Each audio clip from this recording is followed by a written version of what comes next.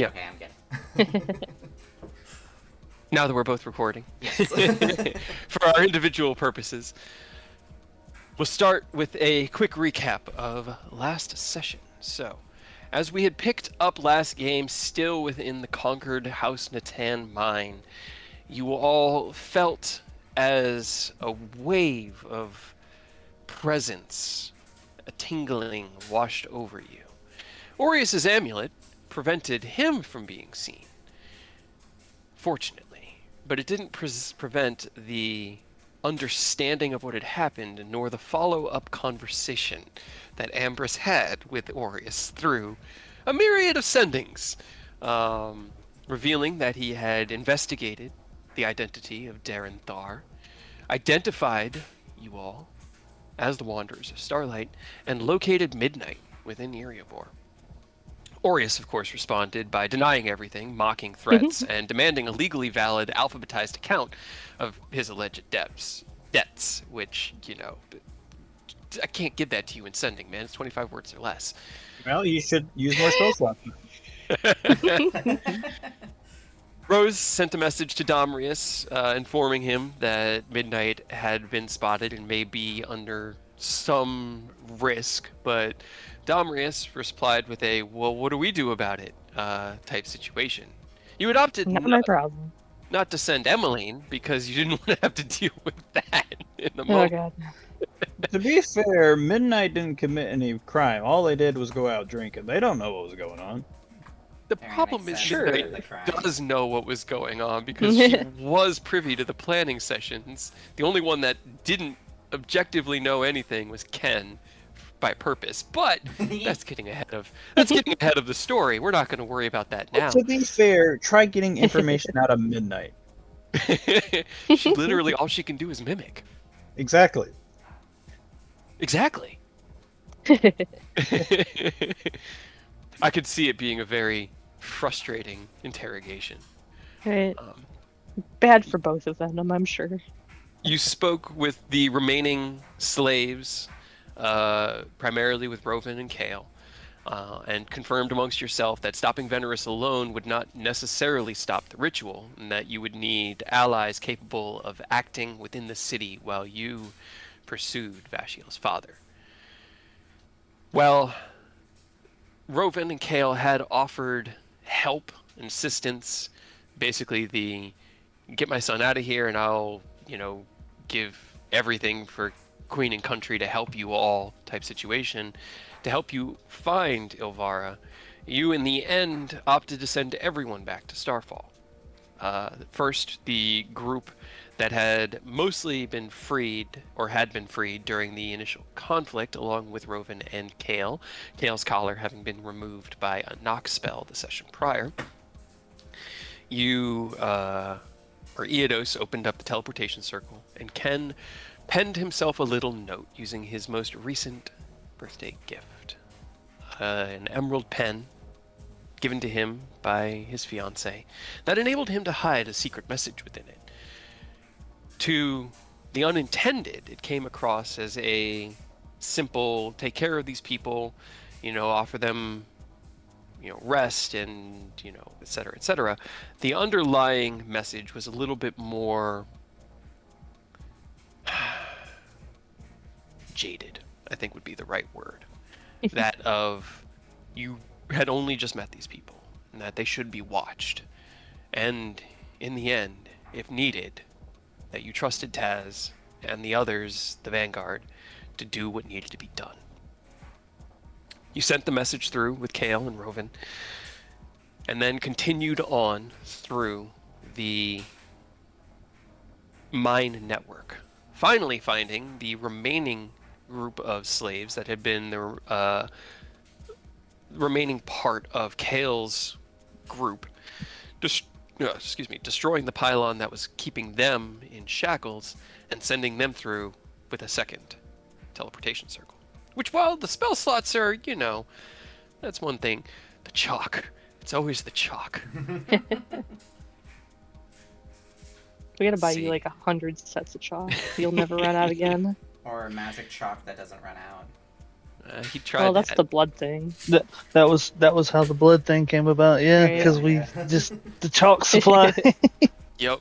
Yep. I think you even asked Manon himself for a unexpendable, and he was like, "Well, one, I don't want to develop that because the chalk is a primary sales point for me, and it kind of seems moot to, undermine your own income stream." But he did have another way, as you all are strong allies of his and have put quite a bit of money into his store. However, within the time of these discussions, trying to figure out what you guys were going to do next, exploring the remaining mine network and finding the remaining slaves, reinforcements from the Imperial City had arrived. Coming in through the only exit that you could take that led you in the direction you needed to go, roughly 24 Drow soldiers arrived and spread out. Ken used his summon construct to create a audible distraction, which lured a good chunk of them over to that side of the battlefield. And through a mix of vortex warp and a darkness on a bridge, you all managed to convince or diminish the forces down to just two. The guard captain and a maintenance worker were the only two that had survived the initial scatter. Yep. Rose cast silence, and then under the protection of that silence spell, as well as the covering of magical darkness, Eodos struck like a shark in the deep. However, with two very good disadvantage rolls from their House Natan Zat weapons, he had been left stunned following that attack. The darkness dropped, and the rest of the party, who had been following a narrow cave network that was spotted by Cassian, leapt in to help from a distance as quietly as possible.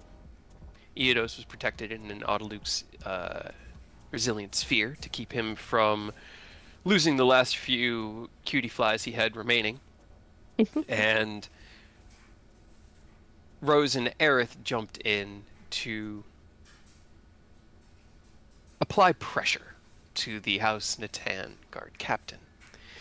You did everything you could, and succeeded, at keeping them within the silence bubble, therefore not revealing the attack and defeat of these last two guards, with the remaining all still being distracted by the still burning platform and the wanton slaughter and massacre that had happened on the western side of this mine. As Aureus struck out, killing the fleeing maintenance worker, Eodos himself, having broken the stun, cleaved the commander in half, and the five of you, with your two allies and your giant wolf, who may be a devil, Abby, fled south and towards Menso Baranson, following what Vashiel could remember of his traversals through these mines. And he wasn't a miner, he didn't work the mines, but he did walk these caverns through the early decades of his life and knew them well enough to know which way home was. You found a safe little nook in the wall, and being protected by Abby's black fur, Rose took a moment to cast at 9th level Scry to look in upon Ilvara Duskren. Right?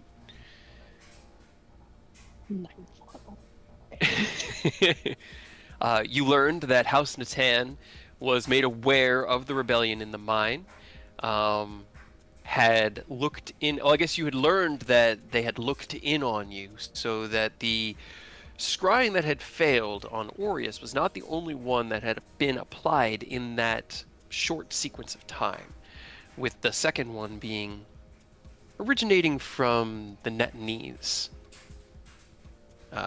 family, and getting an understanding that they needed to hurry and they needed to send a substantial force because some sort of slave uprising had happened. You saw as Elvira spoke about this rebellion and that her own resistance was being blamed for the attack, as well as the death of one of the mysterious Touched. Ilvara denied ordering the assault and sent scouts to watch the city approaches rather than confronting the unknown attackers. Her reports had revealed that. Actually, hold on. I'm getting ahead on my notes. No.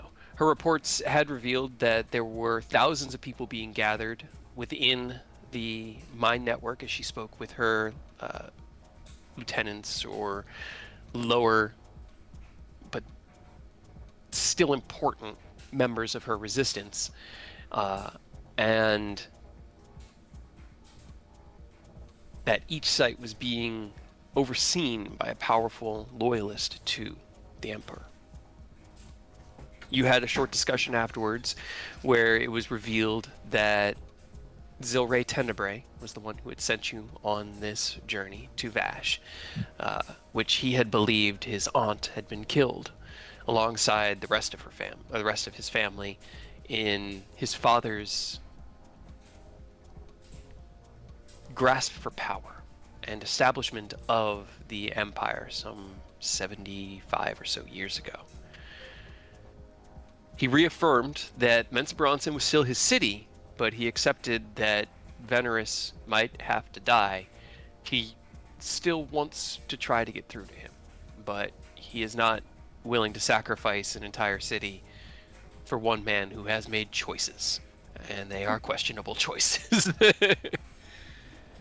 Just a little bit. Rose used one of their very few remaining spells to reach out and contact Ilvara, but Ilvara demanded proof and instructed you on a place to wait in the tunnels beyond the southern entrance of the city. There was a little bit of tension in the party at that moment regarding the accuracy of sendings and what information was being sent and stuff like that. And Rose ended up going off into the dark, all on their lonesome, to try to find their way to this rendezvous point without the aid of the party, a map, Vashiel, or even vision, as you were blind in this darkness, using your hands to kind of grope along the walls, stumbling over the small stalagmites that litter these cavernous floors. And finally, going on a nice long detour down a side hallway.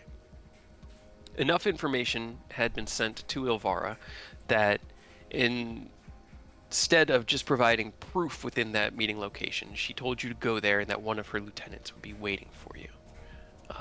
And so you found Cess, who interrogated you, skeptical and uneasy to convince of your true nature. You dropped seeming and revealed your faces, who you really were.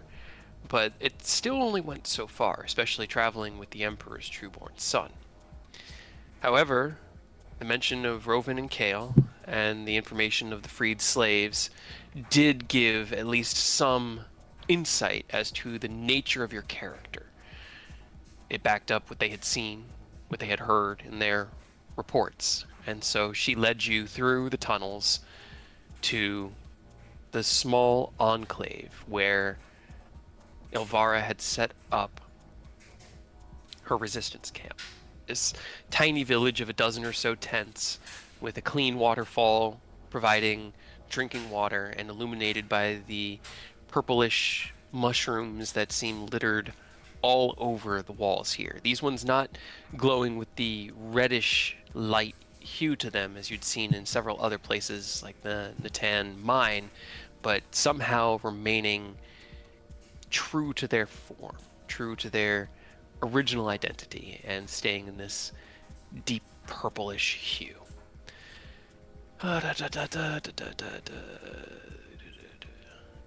You saw roughly about 60 people within this small village before finally meeting Ilvara face to face in the same command tent that Rose had seen through scrying.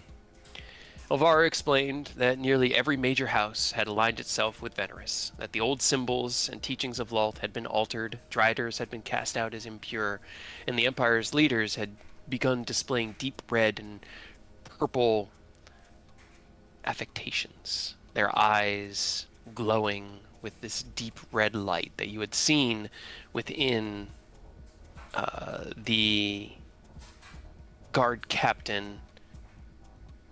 His name, I don't have in my notes right here.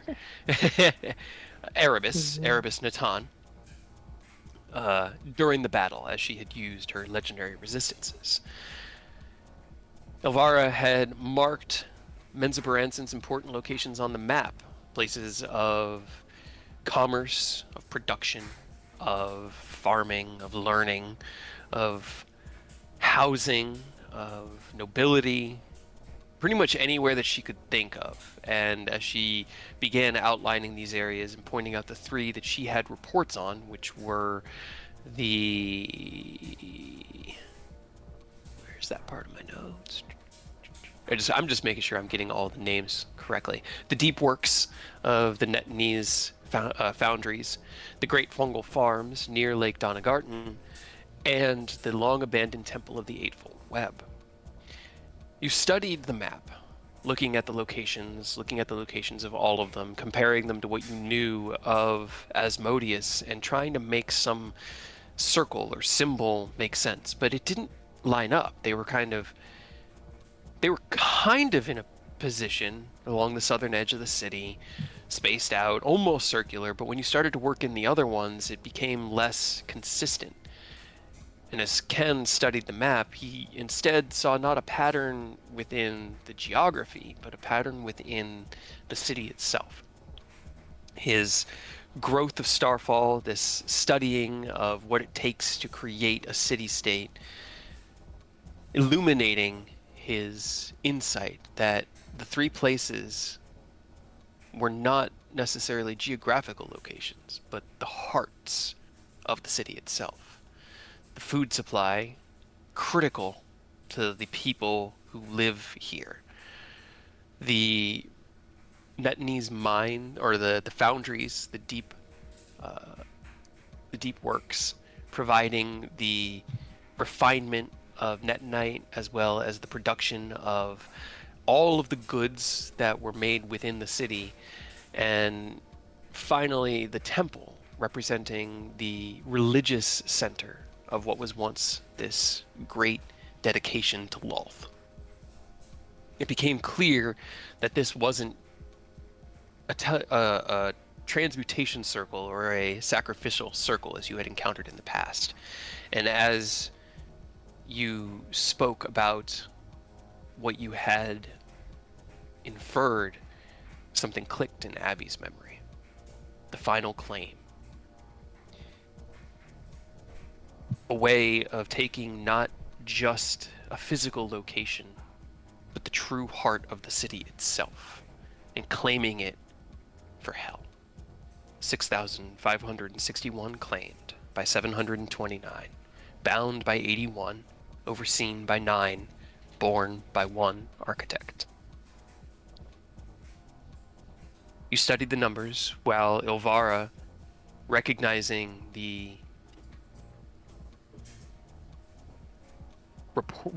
from the reports that she had heard the number 6,561, and confirming that those were the numbers of slaves, of workers, of citizens, essentially, of this city being relocated at 6 p.m. at the 6th bell on the 20th day of Eldath this month, giving about 6 hours before midnight.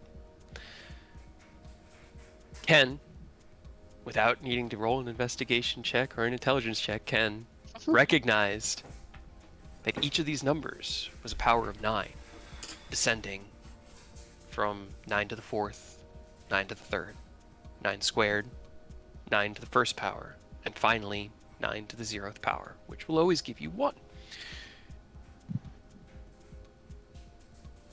You recognize that the 3 identified sites represented labor, sustenance, and faith. and that the remaining sites that you believed would represent trade and knowledge. But there was no confirmation of that. You had spoken of Veldrin, Hunsrin, the other name provided to you by Zilray, and Ilvara had acknowledged that he was an ally, although secret, of hers, providing supplies when needed, routes in and out of the city, but the two of them trying to stay as separate as possible, as to not implicate him and get him into the same trouble that House Duskrin fell into some decades past. She agreed to send a message and offered you, or to Veldrin, and offered you guys safe harbor there within the Enclave. She didn't have any tents for you, but told you that if you could find space to rest, that you were welcome to. You told her that you didn't need much room, and because my NPCs never know about your magic door, she was confused. I'd be concerned if they did. Right? That would be really weird. Abby explained to you that the rite itself depended upon precision. Perfect numbers, placement, order, and timing. Disrupting even one necessary component could cause this entire claim to fail. Which led you guys to question what time. Zilray had said by the solstice it would be too late.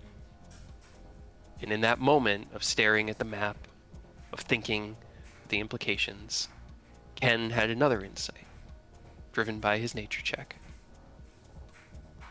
That the moon, the sun, and the world of Toril rotate around each other. And sometimes,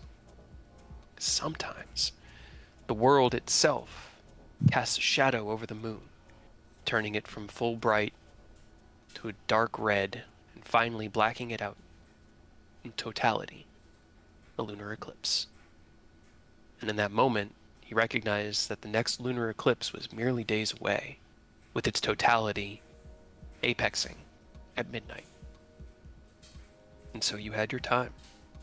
The precision. You knew when the claimed would be in position. You knew some of the locations. And you had one ally. She was sending a message. You were exhausted. You all needed rest.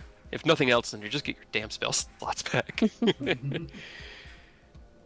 And so, opening up the mansion, and doing so in a way that Ilvara could see the door, so that she could be welcomed in case something terrible befell the Enclave that night. You led in Vashiel, Cassian, and Abby, while Rose, Eodos, Aureus, Ken, and Aerith all walked into the mansion and exhaustedly flopped down on the couches in the comfortable sitting area at the far end. You guys spent a little bit of time asking your questions, getting to know yourselves, your characters, and each other a little bit better. And that was where we left off. So, in that moment... Also, we made sure to make an exception that a commander had access in case something popped off. Yes, she had to get access to us quickly. Yeah. Elvara could see the door in that moment and could enter it if she needed to. But it is still that night. It's about 10:30 at night on the 17th of Eldath. And I leave the scene up to you guys. Is there anything else you were looking to do before head to bed, or are you guys ready to turn in for your long rest?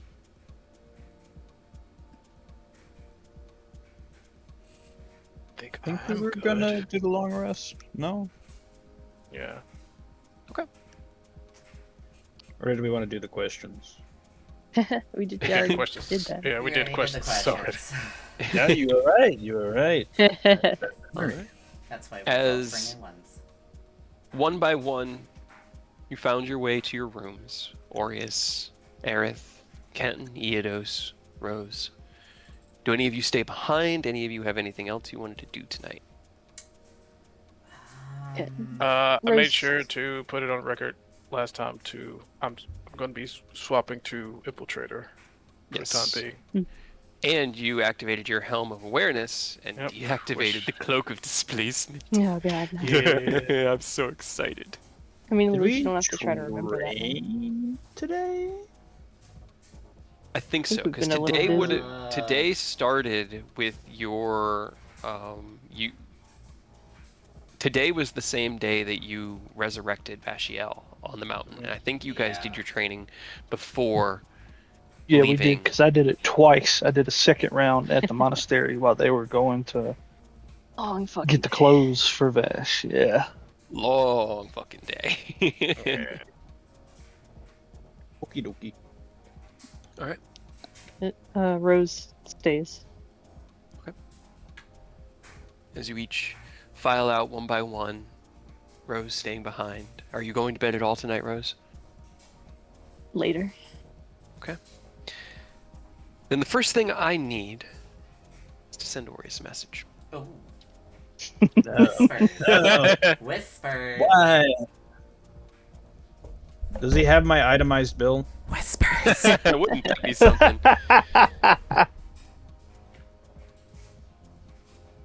About time he got my bill. Specifically your bill. You're responsible for paying it all. Nobody else. Right? Hey, just because I was aware of the theft doesn't make it my fault just because I won the party. I mean, you said your bill. So I fully accept. No, I'm You're- asking him whatever he sends me, and then I can be like, all right, I'm going to take this to the bank and I'm going to argue it because I didn't do this, so therefore I don't have to pay it.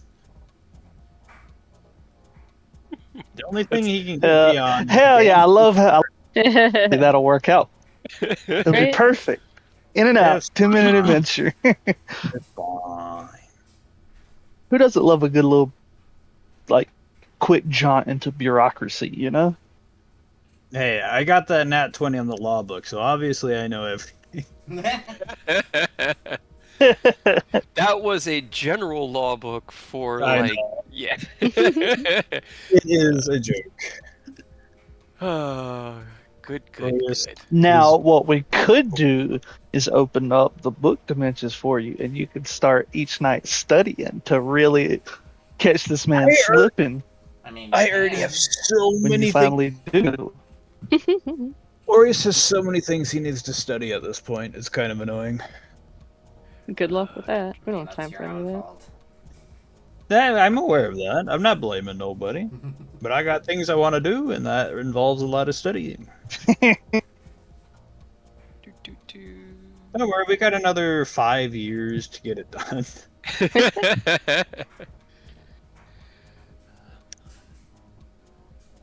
All right, let's see what else here.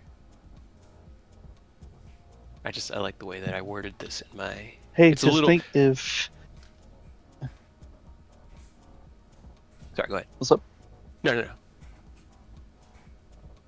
no. No. You. Oh, I like the way I worded this. So I think I started when you started. Go ahead. gotcha. It's just going to be a little bit of a long message for you, Orius. So Did he send multiple sendings? it's not. This isn't ascending. Oh, it's even more concerning.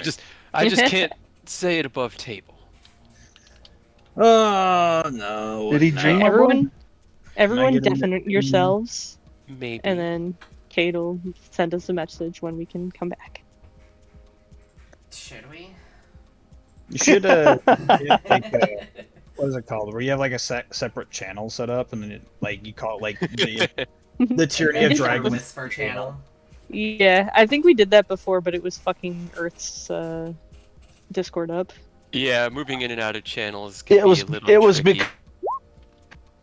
Being pulled, like Yeah. being manually pulled, was giving Discord an aneurysm. Well, we could do it the other way, so we don't pull him. Everyone just goes to the other channel when he has to be in the private channel.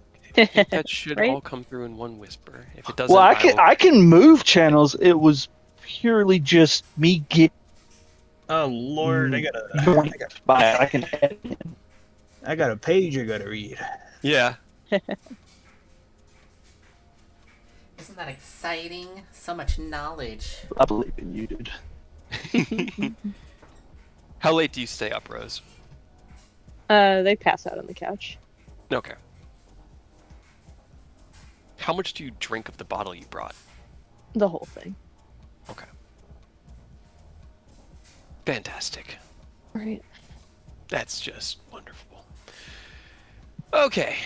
Then, while Aureus reads his book and can tell me how he wishes to respond to that, I'll move on to the next subject on my agenda. No, you weren't Right? supposed to do that. You weren't Yeah, supposed to do that. do that. Maybe. Yeah, uh-huh. I know. I got the warning beforehand. But yes, Okie dokie. fun, isn't it? You weren't supposed to do this. But now you see why I have to do it in a message because Well, of no, yeah. I get why now. It makes sense. It makes perfect sense. Oh boy. All right. On to my next order of business here. Do you wish to act on that information right now, Aureus, or are you going to get your He's like, rest? I'm too tired to do this shit. I'm going to bed. No. That's fair. Okay. Now I'll go ahead and tag that as to be finished later. Then, for the next night's activity, Aerith. Oh. Aha, I'm not the only one. As you enter into your trance, similarly to Aureus, the day's activities weighing down on you, the revelations, the insights, the analyses and the understandings, the explorations and adventures, the things you've seen, the true resurrection of Ashiel, not this time cast by magical dragon forces through some celestial gate, but instead harbored and harnessed by your own allies, who you have known since early days of adventure.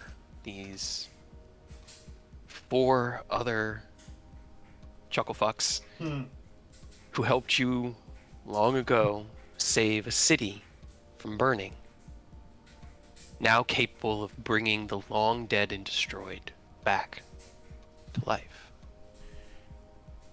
You catalog the day, analyze it so that it doesn't become rumination, and enter into your trance.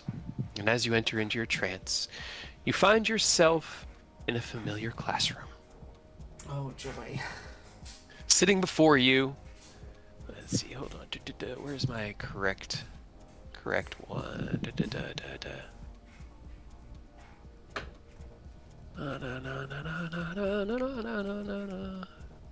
God, I had all this organized. I know what I'm doing.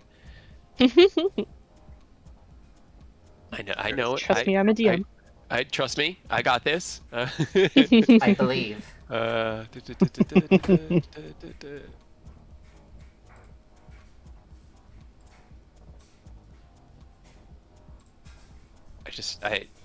here we go. That's the right one. Okay. So, as you sit down in the classroom, not the large lecture hall that you had originally been entered into, but the smaller, more intimate, like, I think of it as like when I was in college. Elementary Detention. school. Well, no, so I had big, like, the math classes that I was in had 2 different classes. There were the lecture halls that had like 300 people in them, where the professor would blah blah blah blah blah blah blah blah blah blah, and then later on in the week we would have classes with our TAs. They were the lab work, and those were done in like 20 to 25 person classes, and they were done in smaller classrooms, not these big massive lecture halls. So just a general classroom. exactly, just a general classroom. Blackboard With the along the back kids. wall. Does it have like the kid-sized No. tables with the Table little tennis. desks that flip over on the side? Has the little flip over desks, yes, but they're Mine adult flipped sized from, chairs. Like, in front of me, yeah, like a Yeah, suitcase. ours could like go up vertically, like they'd flip to the right and then they'd go up off to the side so that you could, have full range of movement if you wanted, or you could flip it down and like lock yourself in. But you're sitting at this desk, Ogma kind of standing right in front of his large desk at the front. You look down at the desk before you, and there are 5 blank pieces of paper. Or I guess there are 5 pieces of paper, Is anything written on them? Oh, this is the Did you do your homework? free homework you gave me. You look down at the paper, Oh, you I look thought up of one. Hold on. What was past it? Ogma I think it to was. see. I think it was only one that I could come up with, which was, or no, it was two. One was not being able to spend time with friends, family, and the party, just being alone and not having that familiarity of their presence. And then the second, the only other one that I could think of, which was really stupid, was the lack of books Aerith would not be able to read. Okay. Those I don't aren't even those aren't remember what your stupid. homework was. It was to essentially write out the things that Aerith would miss. Well, Well, what was it exactly? you were to record 5 observations, not conclusions, theories, or answers, but observations about what now feels different following That's what it was. your time in the Meridian. You weren't supposed to try to explain or solve them, but one needed to be something small or mundane. One needed to be a thought you were actively avoiding. And as you look up on the blackboard, you see in that beautiful, illustrated, kind of sparkling, divine handwriting, understanding does not begin with answers. It begins with noticing. Ogma steps forward. Aerith, I did not give you a deadline. Reflections cannot always be commanded to arrive on schedule. He looks down at the 3 empty pages. But patience is not permission to refuse. He picks up one of the filled in ones, kind of looks down, nods. Detention. No, he promised I wouldn't get punished if I didn't complete it 100%. I remember that part. I asked you for observations, not answers or explanations, not a solution to what happened to you, only to look. He looks back down at the other 3, and you have chosen not to. Takes a deep breath and reads through the 2 things that you will miss. Your friends, your pursuit of knowledge. These are actions. They are a part of you, no doubt. And they do speak to something deeper within you. But tell me, why have you not found simpler things? Why have you not looked further into your own changed perception of the world following your capture? I think it's Sets it. maybe because I wanted to try and avoid it. It's like I'm trying to remember Saints, the player. I think there was one time where we just like took a moment as a party to just like admire like a sunset or a sunrise or something, or I did. And then, you know, thinking of the fact that I wouldn't be able to, if I was still captured, wouldn't be able to see natural beauty and light like that. And just thinking about such things would, you know, potentially make the situation even more into a harsher reality, and then into another potential outcome, like getting captured again and placed in such a situation once more.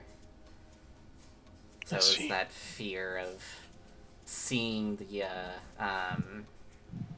of like the things that I could, you know, I wouldn't have noticed before, but notice now, and then just thinking, potentially reliving that situation again. That is an understandable fear, but it is not one that you should let control or shape your understanding of the world. In these times that you have spent watching the sunset, watching your party, do you find yourself taking deeper joy in them, or do you see them as things that you wish not to lose? Things I don't wish to lose. Because I know being free allows me to see them once more and enjoy the scenery, but then there's also the chance that we might fail our mission and I would never be able to see such things again.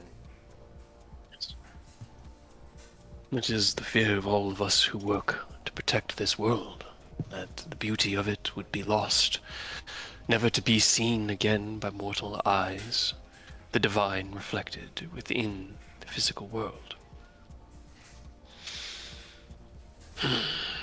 He takes the papers that you had filled out, flips between the two of them, and looks back down at the 3 blank ones. I still believe that more introspection, something... Let's see, where was the contingencies?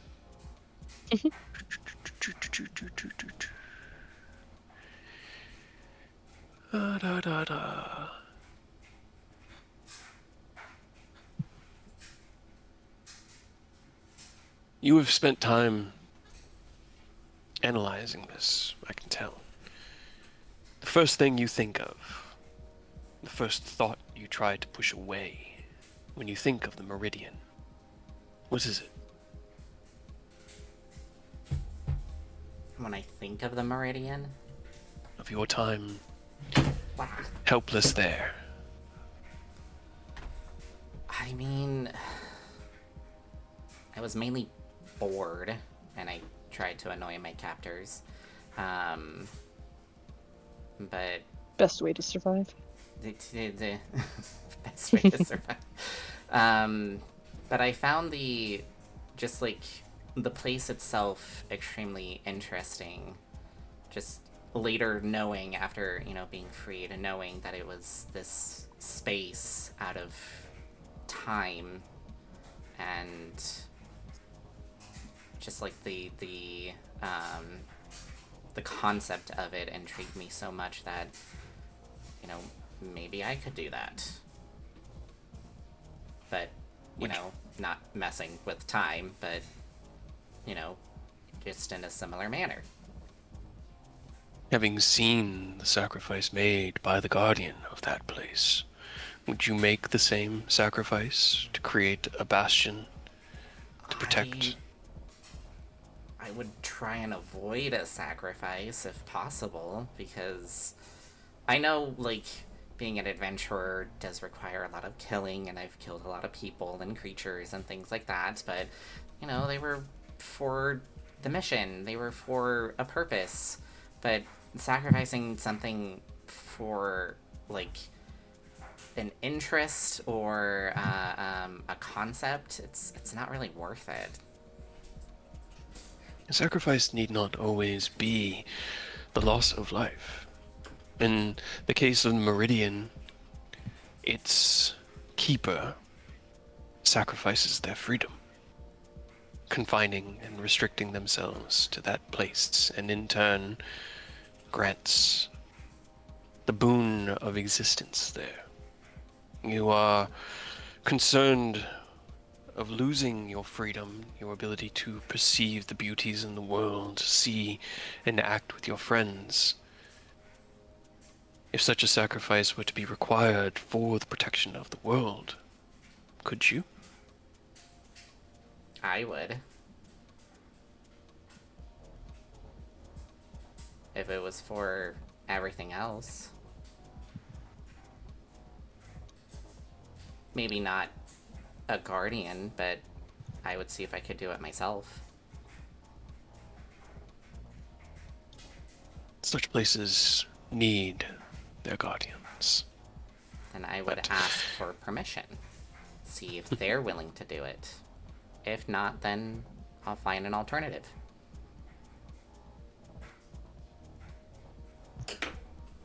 and looks back down at the 3 pieces of paper.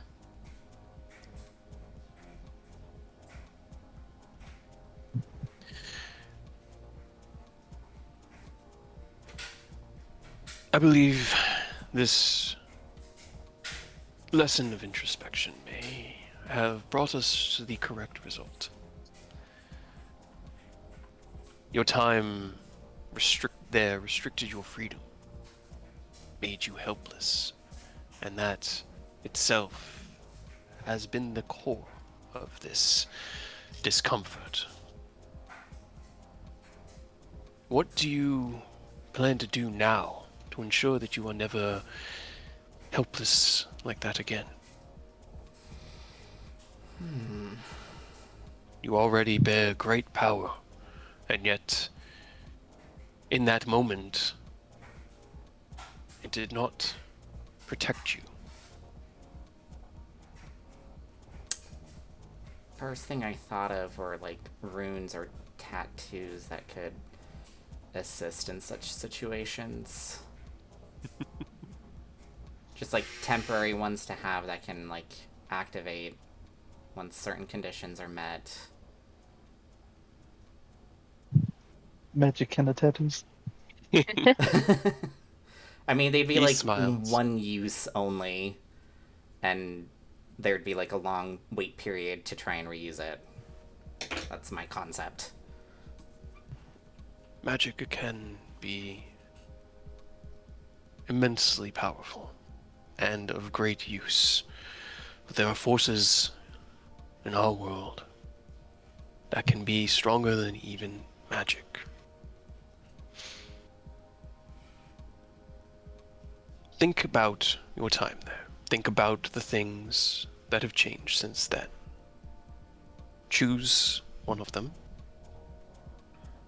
Tell somebody that you trust that it is true. You need not explain how or why, but confide in those around you the truth of your fear. That will be the next part of this assignment.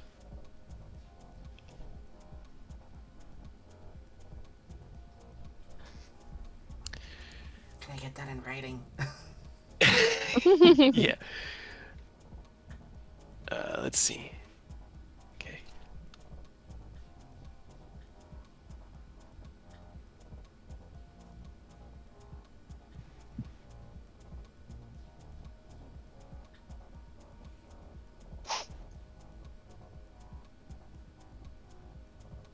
Oh boy. Typey. Tip, tip, tip, tip, tip.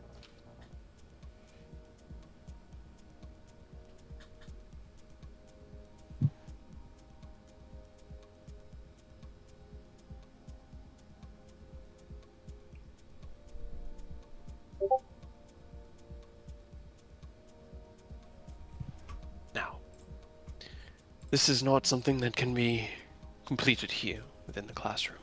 This will require some time, but I hope that the next time we speak, in the coming days, you will have confided more in those that you trust. Build those bonds.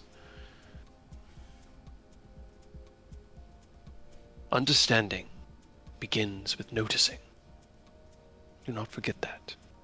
And do not forget that while magic is powerful, there are greater powers still at play in the world.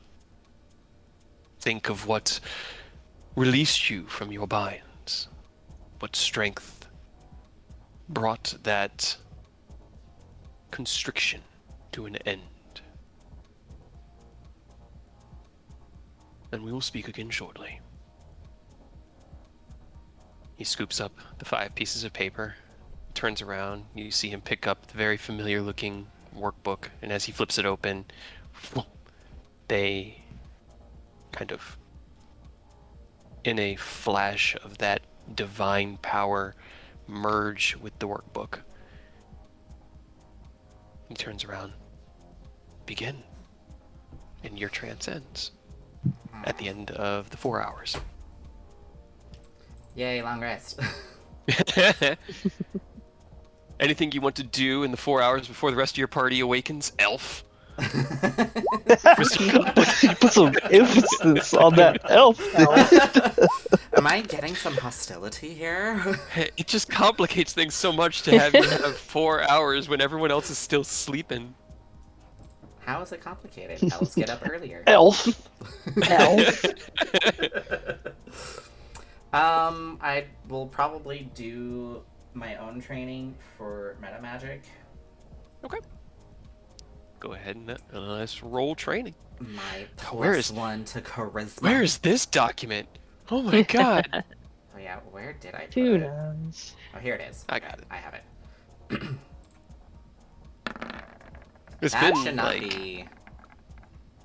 it isn't a disadvantage anymore. You have now Yeah. wiped away your level of exhaustion that had been bestowed upon you by the Heart of Death. Well, that was an So, 11. So, yay. Still, unfortunately, doesn't hit the DC, so it is 1d6. Ugh. 4. This is gonna be a long journey. Yeah, I mean, it's better than one. Yep. All right.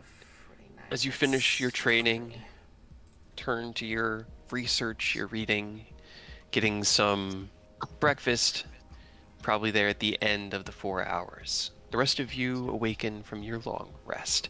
Rose, can you roll me a wisdom saving throw? What are you guys doing? Okay. You wake up on the couch, the empty bottle toppled onto the ground next to you. The taste of like that acrid, bitter taste of vomit swallowed at the back of your throat. Your eyes burn. You pull yourself to your feet. The rest of you all wake up feeling much better rested, and you do get your long rest, Rose. Okay. I'll say that as well, just so that you know for sure. You gather one by one within the dining hall where breakfast is provided for you by the maid servants of yourself. And you are all together in the scene. I don't know why I have Aerith on a GM layer and on the token layer here. I'm going to delete that Aerith. I've been erased. Oh. Where is... There it is. I will say, Aerith, by the time you come down to the dining hall, you see Vash and Cassian are already sitting. They have empty plates before them, and Vashiel's just... You hear like the low, subtle rumbling of his voice, hushed as you enter in, and he looks up at you and he raises a mug. Morning. Transwell? Yeah. And yourselves? It's been a while since I've been able to sleep, so... Yeah, I had a lot to think about. Cassian doesn't move much, doesn't make much recognition of your presence there, aside from shy look over and a nod when she goes back to her cup of coffee, tea, some sort of warm drink. And then over the next few minutes, the rest of your party, one by one, trickle in, with Rose finally coming in with bloodshot eyes and flopping down on their seat at the head of the table. Abby then follows in.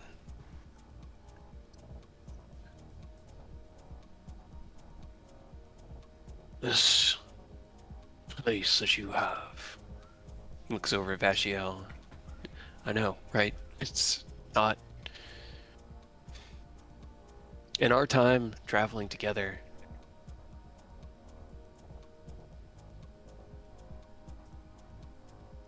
I wish we'd had something like this. The amount of nights that we spent huddled up in those frozen wasteland. I would have killed to have something like this. Abby just nods. It is much nicer than sleeping in the snow. The threat of foe and fiend alike surrounding you. And I'm going to reply to Aureus. All it takes is the low cost of 7 levels of spells. And, a magical key that we got from a dragon. No You big deal. just have to be friends with a dragon, and then you'll get a mansion all of your own.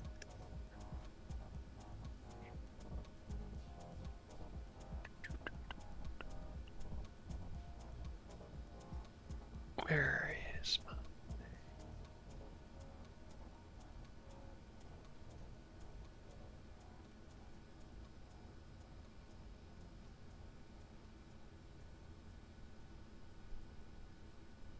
So what's the plan, guys?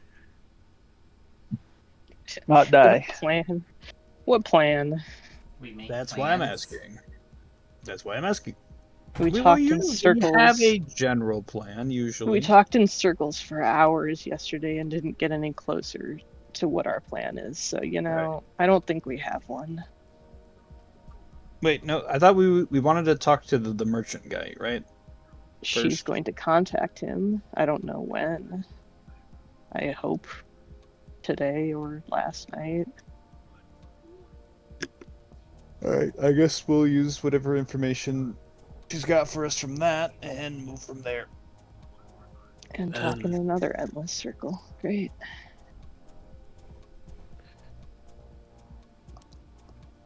If Ash starts to talk, Arthur just sort of nods, just sips his tea. Abby nods more sagely.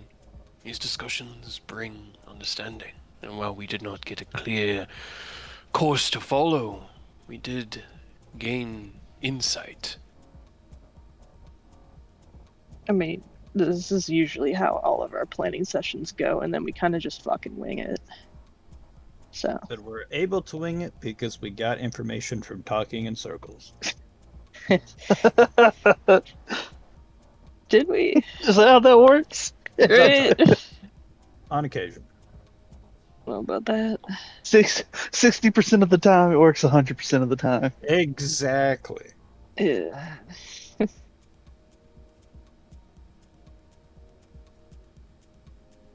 Ooh.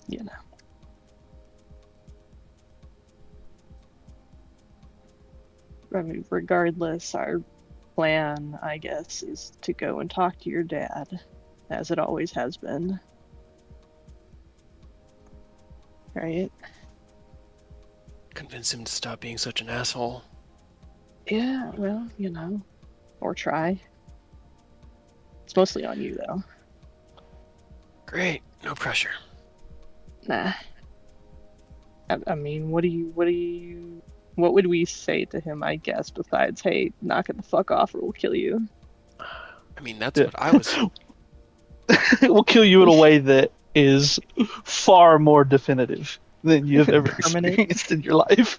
Well, I hope that's not your plan, because if your plan is to tell your father to fuck off or we'll kill him, I don't think he's going to be particularly receptive of that. So I know what I did last time, and kind of look how that through went. to him. I mean, I'm not saying it went perfectly, but there's, more of us now. I mean, we can bless him, we can embolden bond him, you can use your bardic inspiration on him, if anyone wants to give him an advantage, and then Eodos can sever the tether from Asmodeus, and then we don't have to worry about him doing shenanigans in the background on him. See, there's a lot more going on now than I had. We didn't have any. I don't even know really what you mean by severing the tether. I'm guessing it's some permanent way Pretty literal, yeah. Yeah, stopping his influence. But all right, I mean, if he's within the palace, and the fact that he's renamed the damn place after our family, then that pretty much means he's gonna be in there. He's got to be. I mean, makes it easy to find then. Yeah. In There theory. is one thing we really need to consider, though, about the tether thing. Because if we do break this tether, we have to now protect your dumbass father. Because he is going to feel like he just died and got resurrected on the spot. You know how that felt. Yeah. No, it's going to feel Actually- worse. It felt fine for them. True I was gonna say, yeah, it resurrection felt has fine. no negative side Ah, effects. that's They're going to right. feel like they got stabbed, beaten, burned, and then miraculously somehow still lived. That's what How they're going to we feel like. felt. Understood. We didn't feel that bad. Because so far, when we've cut tethers, it's either been one, to kill the thing, we needed to cut the tether, or two, to free them. And she did not handle it very well at all. We had to physically carry her back to the guild hall, and she was like bedbound for several days. Yeah. Okay. So we've got to get in, confront him, convince him not to be an asshole, break this connection to make sure that he can't be an asshole against his own will like he was last time, and then take my invalid father out of there. Yeah. Right. Figured it might be Easy, worth right? mentioning so you're prepared. Because if we do talk him down, and then Asmodeus decides to hijack him again, and we have to fight and cut the tether, he will be dead weight a lot. So I mean, can you do anything about that, Aureus? Do what? Make him not feel like shit? How much diamond dust you got? You're the And one with the also, diamonds. how many spell slots will we have by the time we get there? Theoretically, I could do stuff. How it actually comes out to be a lot more difficult. Unless did your dad just carry a shit ton of diamond dust on him at all times, just for the shits and giggles of it, Or just diamonds. or just a lot of diamonds? I think the Queen's crown had a diamond embedded in it, but that's the only one I would know about. And that's, Yeah, of course, if I'm- he's still wearing it. Yeah, and I'm sure they would appreciate us destroying a historical artifact just to make Yeah, someone what do they not need it feel for? tired. Okay. But as things stands right now, I really don't have much I can do except for maybe try and help carry him. Yeah, well, I can't remember. Did you try anything with either the Storm Giant or the General Lady? Is it something you can even help? I don't. You know, that is a I good mean, thing. that's I don't think what I I was can- asking, honestly. Oh, gotcha. From what I remember, no. Like, I could heal any, Well- immediate damage they suffered, but, past that, no. Oh, I thought you meant no, you didn't try. I was going to say, okay, we can treat Vash's dad as a guinea pig. I mean, I don't No, think you no, no, tried. no. I mean, I used healing magic and, variations of it, but all it did was heal physical wounds, not the I'm exhausted, shit hurts effect. You tore my god's influence away from me unwillingly. Yeah. Couldn't cure that. Don't know how to cure that. Vash just kind of sighs, looks back down at his mug, and swirls the dark liquid and takes another sip. This is so far beyond my understanding. I sure, we were. I didn't fight her, no. And he looks over at Cassian, but my allies did, and we did quite a bit to upset her faithful and to, kind of spit in Oral's eye. This is so far beyond anything I've ever dealt with or been trained for. Well, it's just confronting your dad. What's that versus fighting a god, right? You say that. You say that. But Sometimes I'd I wish take I was back there in the that guy. frozen temple, yeah.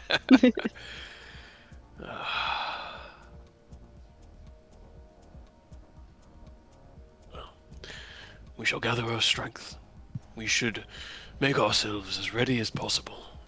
And then speak with our new ally here, this Ilvara, to see what she has uncovered. If she's even had return messenger. From there we can continue to make plan. For now, he looks up as a maidservant brings in literally like a haunch of a deer on a big platter, and you just see as Abby's jowls kind of slobber a little. It is time that we eat. I am famished. He's sitting just at the end of the table, moving the chair out of the way. He just starts to devour the chunk of meat at the table. You all eat your breakfast. Any other discussions you wish to have over breakfast? Do we have a plan? No, we went right over now this already. we asked this right now. It is talk to Ilvara and figure out what they know about the merchant guy, and then go from there to either head to the merchant guy and talk with him, or to be like, all right, let's head straight there. You remembered one of their names. I'm halfway. I did not. I hate to break it to you. I did not remember it. I have my new notepad right beside me with all the names on it, and I had to. Hey, literally yeah. glance at- I that's had the to same glance as at it. remembering it. You were prepped. Right? Mm-hmm. Yeah. I'm It so sad counts. about my first notebook. I had a notebook with everything in it, and I lost it. I don't know where it is. So now I need a new notebook. So what's the merchant guy's name? I have that written down as well. Vildrin. Vildrin. All right. Congratulations. I like to imagine we're sitting at the table eating, and Aureus puts on little tiny reading glasses and pulls a notepad out as you ask Honestly, him what he the might name do. is. That might just be his thing, where he always has this tiny notepad that he just keeps pulling out. I was like, yes, you are Vildrin, yes? I feel like if it was possible, he'd have like little pictures, like ID photo pictures of each person next to their name. Right. Just like it becomes not so much a notebook, it's now a scrapbook. Like a yearbook. Like a yearbook.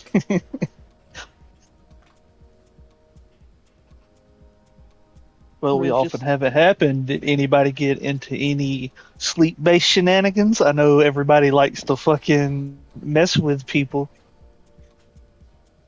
I literally had no spells going into last night. Nope. I had nice dreams. All right, so nothing popped up. Nobody got hit with anything crazy. Nope. You didn't Good get night. dreamed by Severin or anything like that. Not this time. No one got assigned more homework. Aw. You're off my list.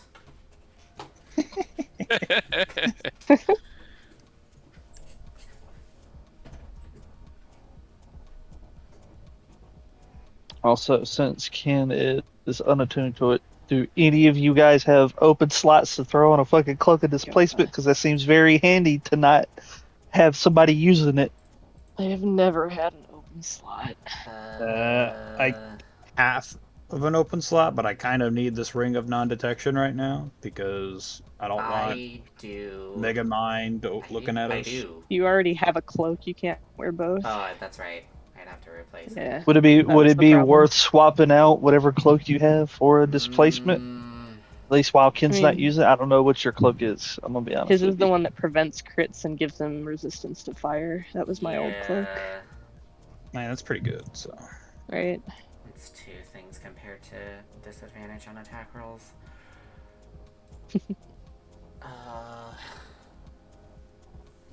I will Nah, say, think like, I'd keep my your cloak. AC is so high that you could benefit. I've The still higher been your hit AC, with... well, no, I get that, but the higher your AC, the better the disadvantage is. Like, Right, if but at I the had same the cloak of time- displacement, it would do nothing. I'm gonna be honest. Also, at the same time, like, wouldn't it be worth keeping the not crit because it's gonna hit anyway? Yeah. Sure. I mean, both are good. I mean, he'll still take damage when he gets crit. He just won't take the extra hit from the damage. And sometimes crits do a shit ton. Sometimes the crit's like, wow, that's worse than a normal hit. Mhm. But also keep in mind Sometimes maybe good, sometimes maybe shit. when he blade As in all dances, his things. AC gets up there, not quite as crazy as Ken's, but decently, and a disadvantage added to his high AC, he might not Plus, even get hit. yeah, plus Right. his Like the sheet. crit won't even matter or something. There's Well, the crit also will if I always hit. Well, use so it's mirror like if images. Well, no, but it won't crit unless it's 2 nat 20s with a cloak of displacement. Is what I'm saying. that is true. And there's also that I also have like shield and mirror images that I can use to help need reduce to the start- chance of being hit. But think let I- me, okay, can I devil's advocate for a second and say we Sure. might be running into some fire damage? That is also very true. That is a Do we- fair assumption. Did we have any spare fire resistance potions after we went to the Fire Dale? Oh. Very good question. Did we even pick up any? We Did have We some. we definitely did because not everybody had fire resistance at the time. Everybody I have except for I two. thought Oh, there you go. I knew someone had them. I thought I had two more. absorb elements. I don't have it anymore. Had to break open the old sheet though. I don't think I picked up any for myself. It was just Ken who was the one who was not resistant to fire, so I think he was the only one who Yeah. had them. All right, well, there you go. Do we think we're gonna run into fire? I feel like Underdark, the fire ain't really their thing. Well, Come on, it was a Asmodeus pun. is. No, You didn't yeah, even you pick know up what? on the pun. Yeah. You're right. Come on. I'm sorry. A lot of things going through my mind. We got a lot of shit we gotta do, and sometimes I forget the little things. But I Like just brought Asmodeus. it up. I literally just brought it up, though. I know. Bad memory. All right. I try my best. It don't You work. can't use that excuse for everything. I can. Gold Dragonborn, goldfish memory. How it is. Exactly. I thought dragonborns were Exactly. lizards, not amphibians. Technically, they're fucking mammals, which is so weird. Does that mean you sweat? Ew. I like to think Wait, he are you pants. more like a platypus then? Do you still lay eggs? No, I Eh. don't think. I'm pretty sure they don't lay eggs. I think they give birth live. Yeah, like they're mammals. They're pretty much magical mammals with scales. Unless there's something you're not telling us, I don't think that applies to you. Magical mammals? Laying eggs or live birth. No. Actually, they Well, do maybe it hatch from could. eggs according to the Do they player's hatch? handbook. Okay, Mhm. there you go. They hatch from eggs. And they are capable of walking within hours after hatching. Wait, did Yeah, they because hatch, they're like, considered- full grown? No. No. they're No. What? That's a huge. It's a huge egg. No, because they're considered adults at like what, age 10 or something? Because they mature so fast. The way I'm imagining it now is like adult Aureus, but just tiny sized, but he still has adult Aureus proportions to that size. He just gets up, dusts himself off out the egg, like, yep, I'm good to go now. Time to save some folk. Right. The things you gotta Google when you're playing D&D. So fun. Like, I don't know. Do Dragonborn Dragonborn give live birth?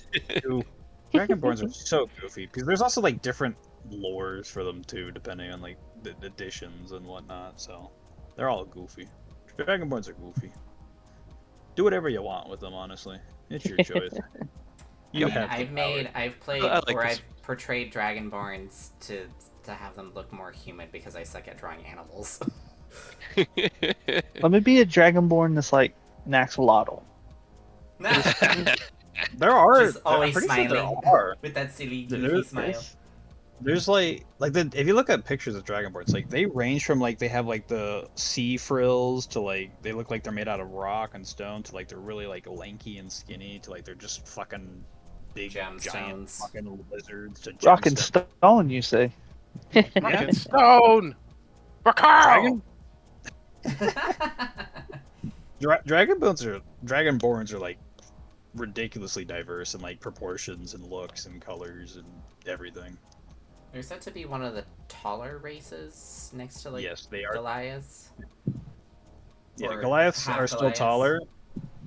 Yeah, Goliath. No, it's Goliath. You got it Oh, right. Goliath. That's Okay, the sorry. race. Because Goliaths are half giant, but Oh, yeah, yeah, Goliaths are the yeah. tallest, and I think Dragonborns are the second tallest on average. Yeah. There, I of kind course, of are have exceptions. expected half orcs to be taller than I, dragonborns. I think they're the third tallest. But like I said, of course, there's exceptions. Sometimes you get like, damn, that's a big ass fucking dwarf. Why are you that size? Like, Why are you, you that size? I thought you were a human, a really burly human. You're a dwarf. What the fuck? Like, that shit happens. There's always the Weird anomaly. shit. Weird No. shit happens when you mix races. Yep. If you have like a dwarf centaur, is it like one of the mini horses, Oh no. A miniature centaur. or is the dwarf part dwarf size and then it's just attached to like a regular horse size, so it looks really really awkward? Oh no. You're A getting minute, into The the chub offspring on of a top. minotaur and a mermaid.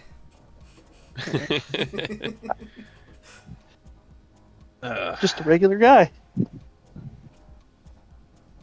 Got the human half from both my parents. Right. Riveting. And Rose like stands up, pushes their breakfast to the side, and just like, anyway, are we leaving or are we training or training. what's? Training, please. Yeah, no, I gotta get cold. I gotta get real cold. Into the freezer you go. No cold torium in the I was gonna say, I don't think we have a cultorium in here. not in the mansion, unfortunately. That's back home. But as Rose you will turn. Well, Rose turns to Vash and just like, come on, walks why? out the door. He looks at the rest of the party. Why? Why what? Yeah. What? You are the designated trading partner of the day. Congratulations. Oh boy. He pushes himself back from the table. Looks down to Cassie and just kind of puts a hand on her shoulder. I'll be back. He will follow after Rose. Rest of you find places for your training. And as Vash approaches Rose in the in the yard,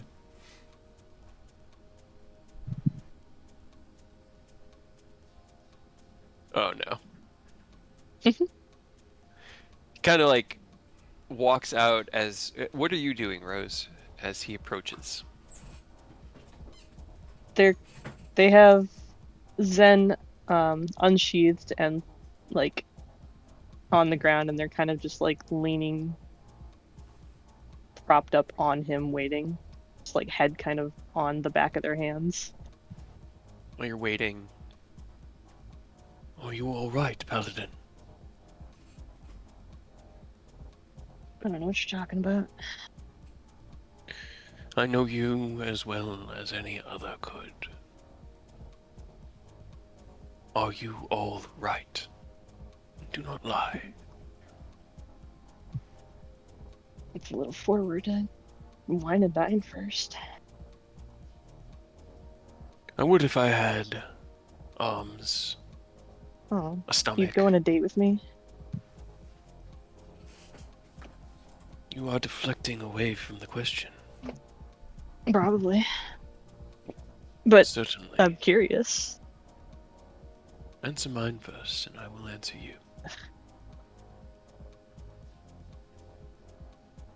I don't know. Depends on your definition of fine. Because that, it's pretty abstract.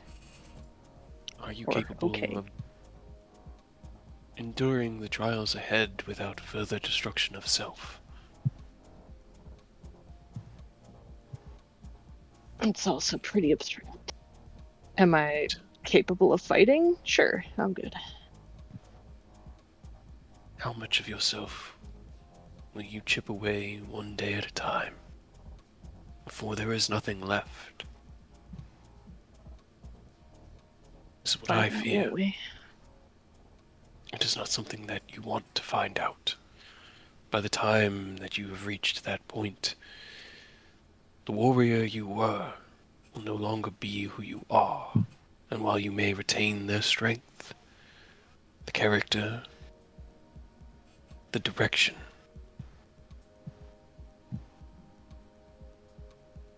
are you all right?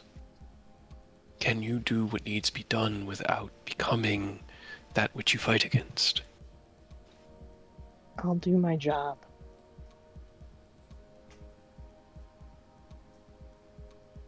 The warrior. That's all that matters. I'll fight. We'll finish this. It's not all that matters. A warrior does not lead. They simply find one bloodbath, and the next, and the next. To drift from conflict to conflict. To lose part after part of yourself. To push those who care away. I have seen it happen, Rose. I have seen noble warriors turned to darkness and take their weapons up against ally and friend. I'm not gonna do that. Are you sure? Your strength may hold now, but I sense it wavering. Doesn't matter. I don't want to talk about it right now, okay? As you say that, Vashiel steps in to the training yard. Alright, so what are we doing? And what do you need me to do? Perfect. Perfect timing. Stand Speak over later, there. Paladin. Shut up. Stand over there. Think of it as a hazing ritual. Okay, are you going to paddle me with your sword? I mean, I'm not going to do that, I guess. See, that was a joke. That was me trying to soften the mood. Are you really going to swing that at me? Why do you have your sword drawn? Because we're going to fight. Stand over there.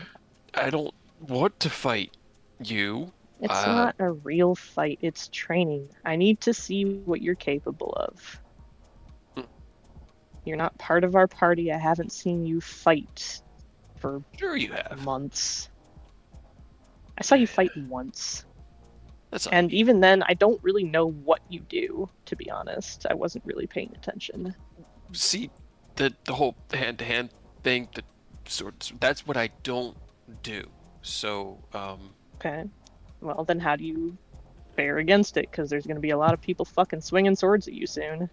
usually trying to avoid that very situation through subtlety and taking the first strike, and he kind of holds up his hand, and you see as this almost like a distortion in the air begins to manifest above it, and slinging these.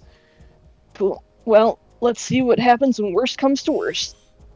Please don't actually, fuck me up. We need to fight later. Yeah, same.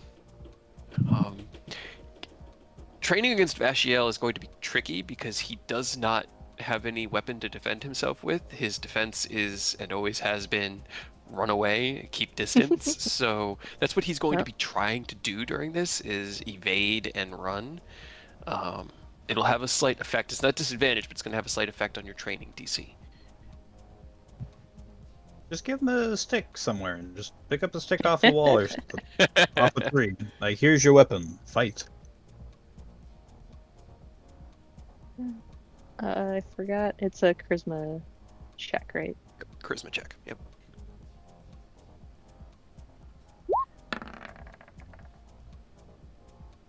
Off to And a I fire think- start. Right. I think it has the +3. +3. Okay. Yeah, it doesn't always get put in there. Okay. Unfortunately, with the increased DC, it's still just a 1d6 as Chasing a you. madman with a sword, yeah. Yeah, That's fair. and he's kind of like backstepping away, and he keeps like hucking these invisible little Powerful. like vibrating knives at you that each time they hit, they kind of like sting your mind. And the first one that hits is almost clarifying. It takes the haze that had been encompassing you since you had woken up and blows it away with a blast of force. Let me see something.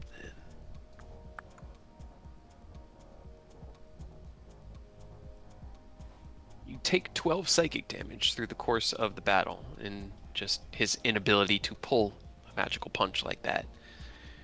Okay. And the rest of you retreat to your own training. So, Iodos, where do you go to attune to your colder side and chill out?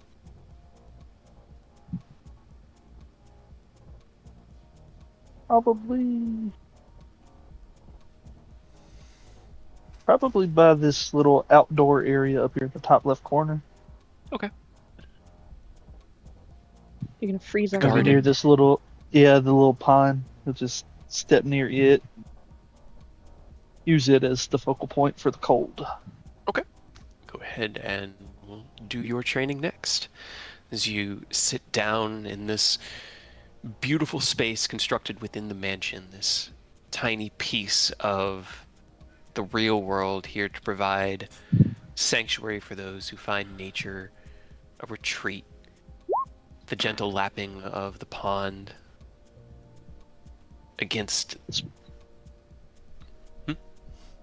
I was just going to say, as much as I would also like to ask for Bardic based on how yesterday went, I think I want to have Rose save all of their uses in the event that we get fucked up later on. So I'm not gonna ask for anything extra today.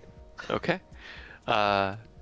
You sit down cross-legged and return to those memories gained, those insights, those moments within.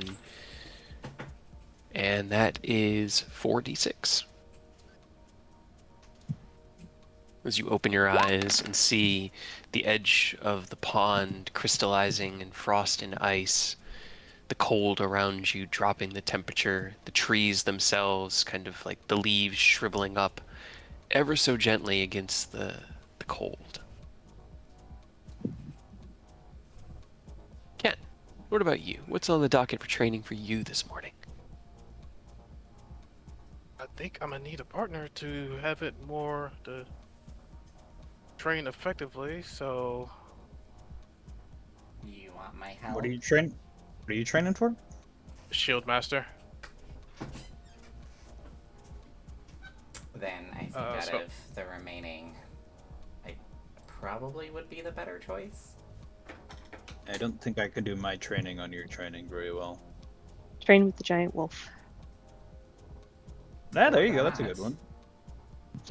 Yeah, Sir Abbott, if you don't mind, would you like to help me train to fortify my defenses and calculate when I could properly counterattack when the situation arises? He looks up, his like left paw holding a bone in place as he gnaws on it. Yes, I would be happy to help hone your defenses. Perhaps I shall provide some insight into how my kind fights that may prove useful in the coming day's battle. Although I still hope that we can avoid having to draw direct attention. I know better than to count on these things. Where shall we? Good question. I mean, the trading area is wide enough. I think we could go into the same area Rose and Vash are in without interfering with their work. Very good. Lead the way.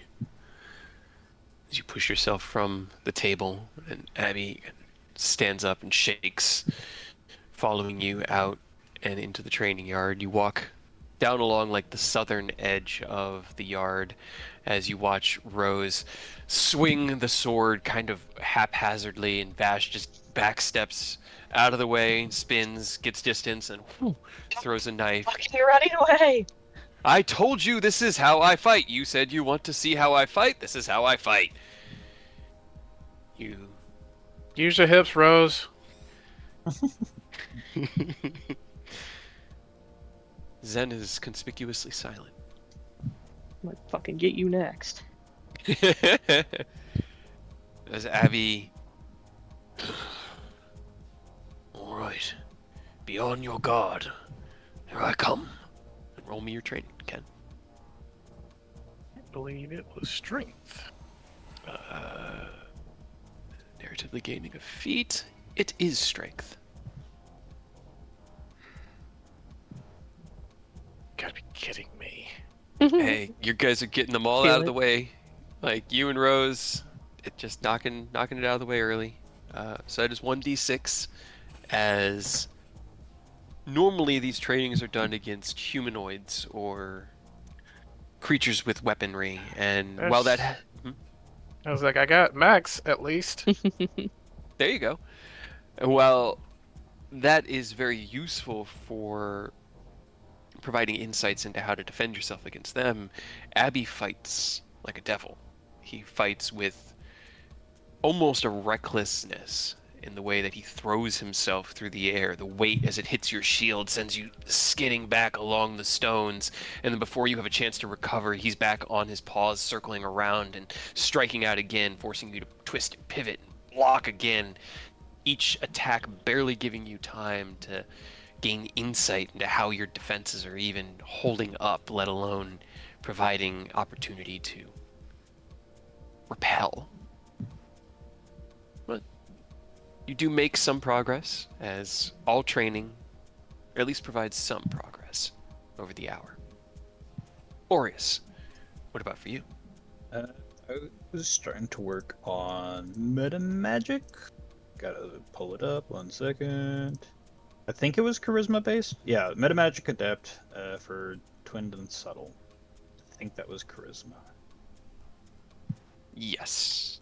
Let me make sure that matches my notes. Yep, charisma. Yep, perfect. Okay, not perfect. Powerful stuff, guys. To be fair, I just started training. This is my second time ever attempting training it, and the first time Eodus is the only one who actually did good, and he's the only one who ever does so bad. Yeah, normally I'm the one Yep. sucking first thing in the morning like that, dude. Yeah.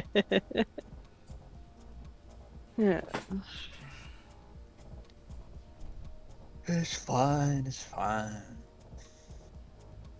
That's 1d6, correct? Yes. Sorry, I'm also Come on, replying high to your numbers, message. High numbers. Let's go. Low numbers. Unfortunately, as you attempt to twist magic around you, your mind is drawn to other thoughts, other worries, other concerns. People and places far from here. And Also your training trying to- is... I was also trying to twist divine magic. Usually it's used for like normal magic. This is divine magic. It don't want to be twisted.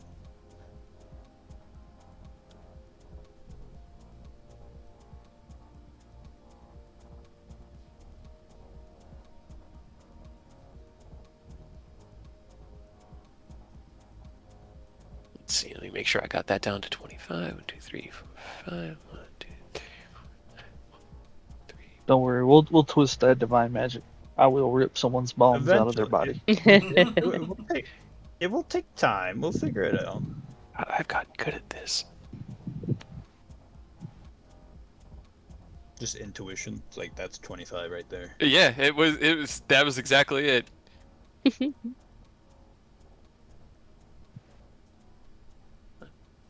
As you finish your training, attempting to twist divine magic, Aerith, you spend an hour or so continuing reading your studies, while Cassian We'll probably actually go to the training yard to watch as Abby and Vash fight with the two wanderers. And before you know it, it's about 9:30 in the morning. You all have finished your morning's training. Actually, it wouldn't be that. It'd probably be around 9. And the day is yours. What would you like to do? Let's just go home. Right. It would be nice. Alright, double check equipment. Make sure we're all good. At least, item-wise. I guess I'm hanging on to the cloak until an opportunity to swap around presents itself.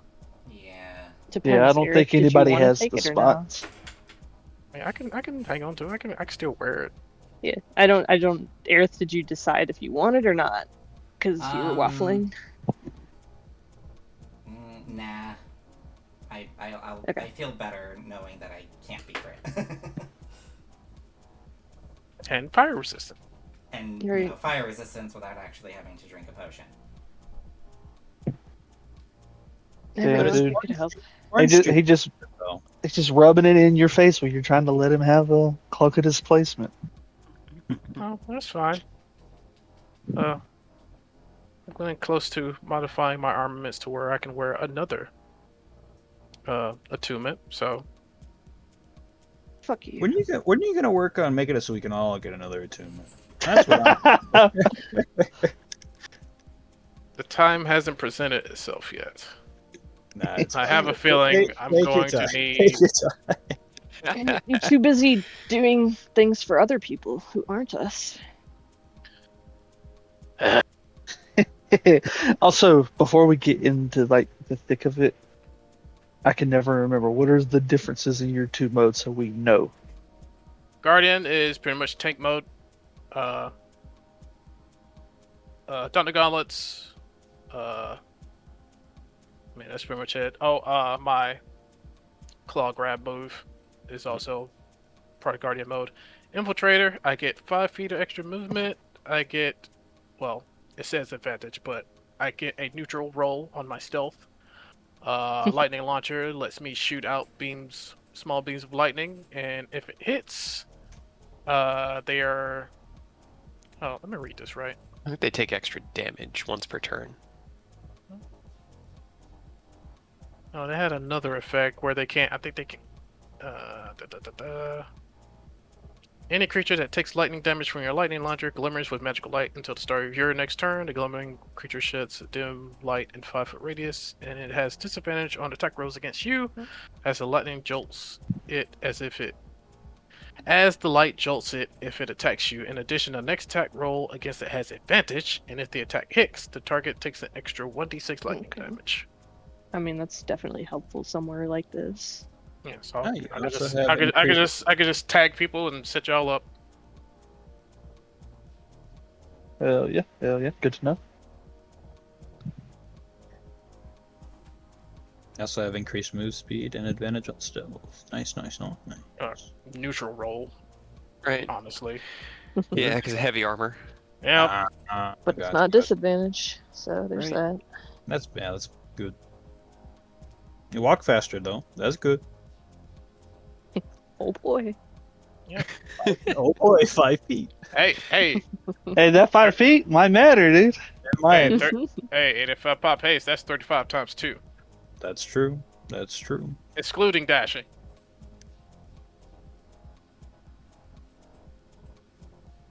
Anything else we need to get done, or we ready to head outside?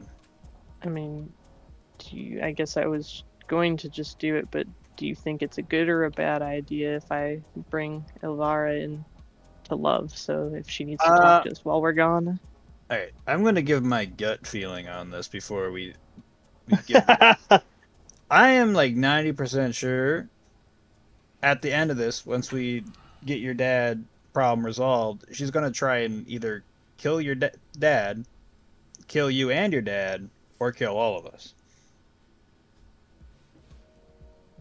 I mean, what would she gain from killing all of us? His dad, sure. That one's I think is like the least likely to happen, but I have like a high suspicion like you're gonna try and kill you and your dad because possible political enemy. Well, I think she wants That- to take would make sense. over, but if they're already out of the picture, then what's the point?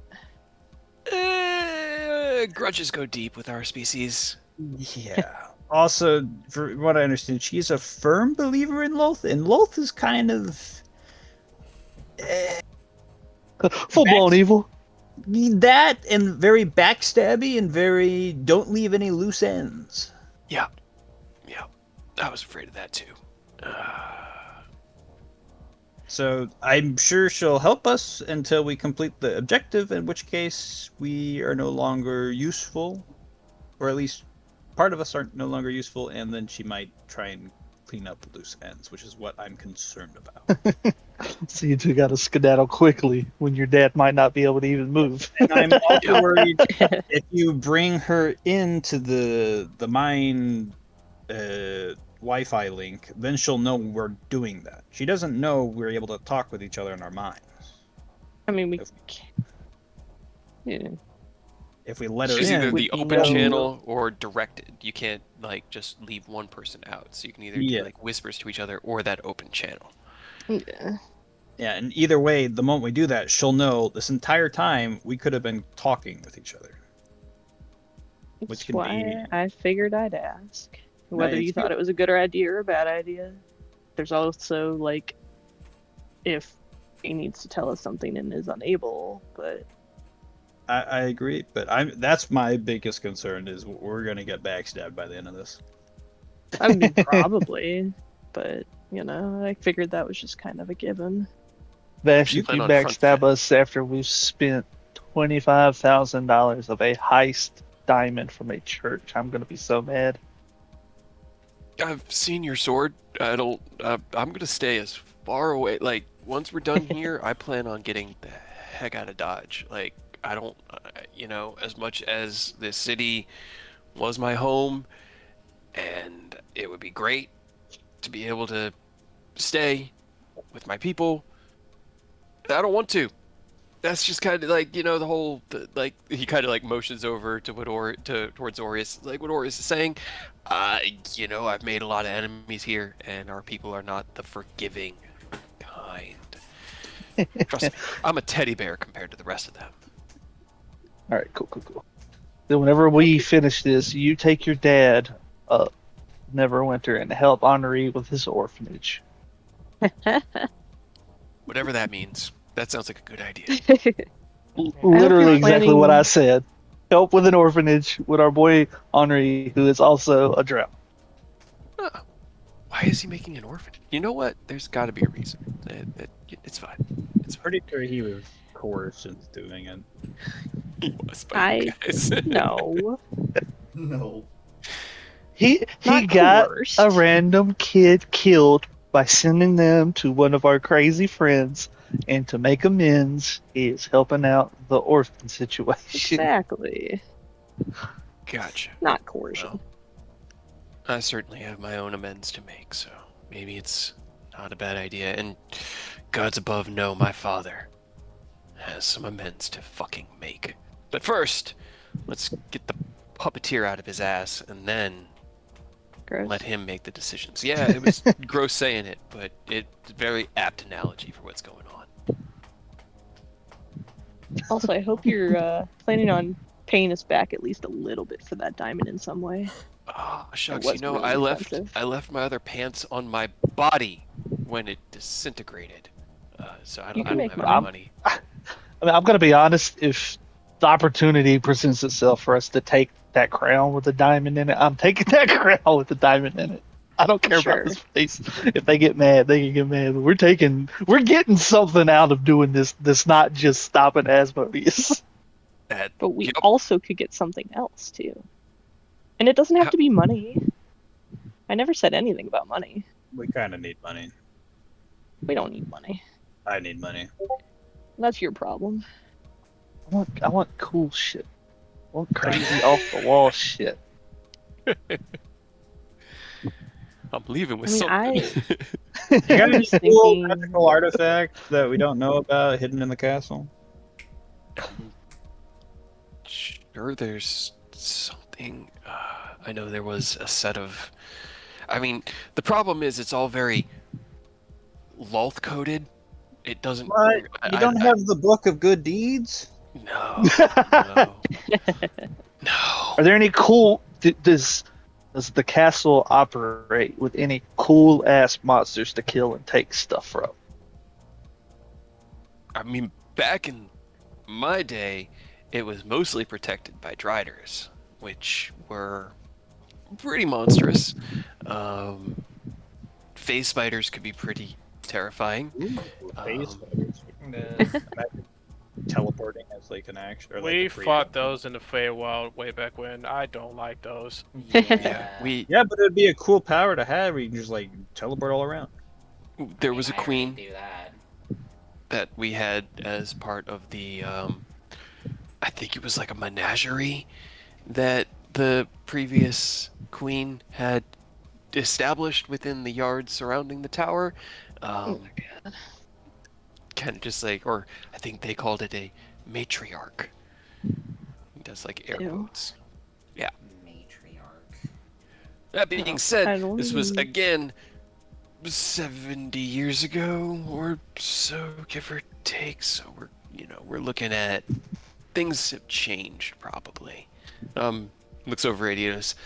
I'm sure he's got something in there that you could take apart. Yeah, Worst yeah. case, See, you're I taking I a was trip. talking about like personal favors of some sort. You think they're gonna honor their personal favors? I think he will.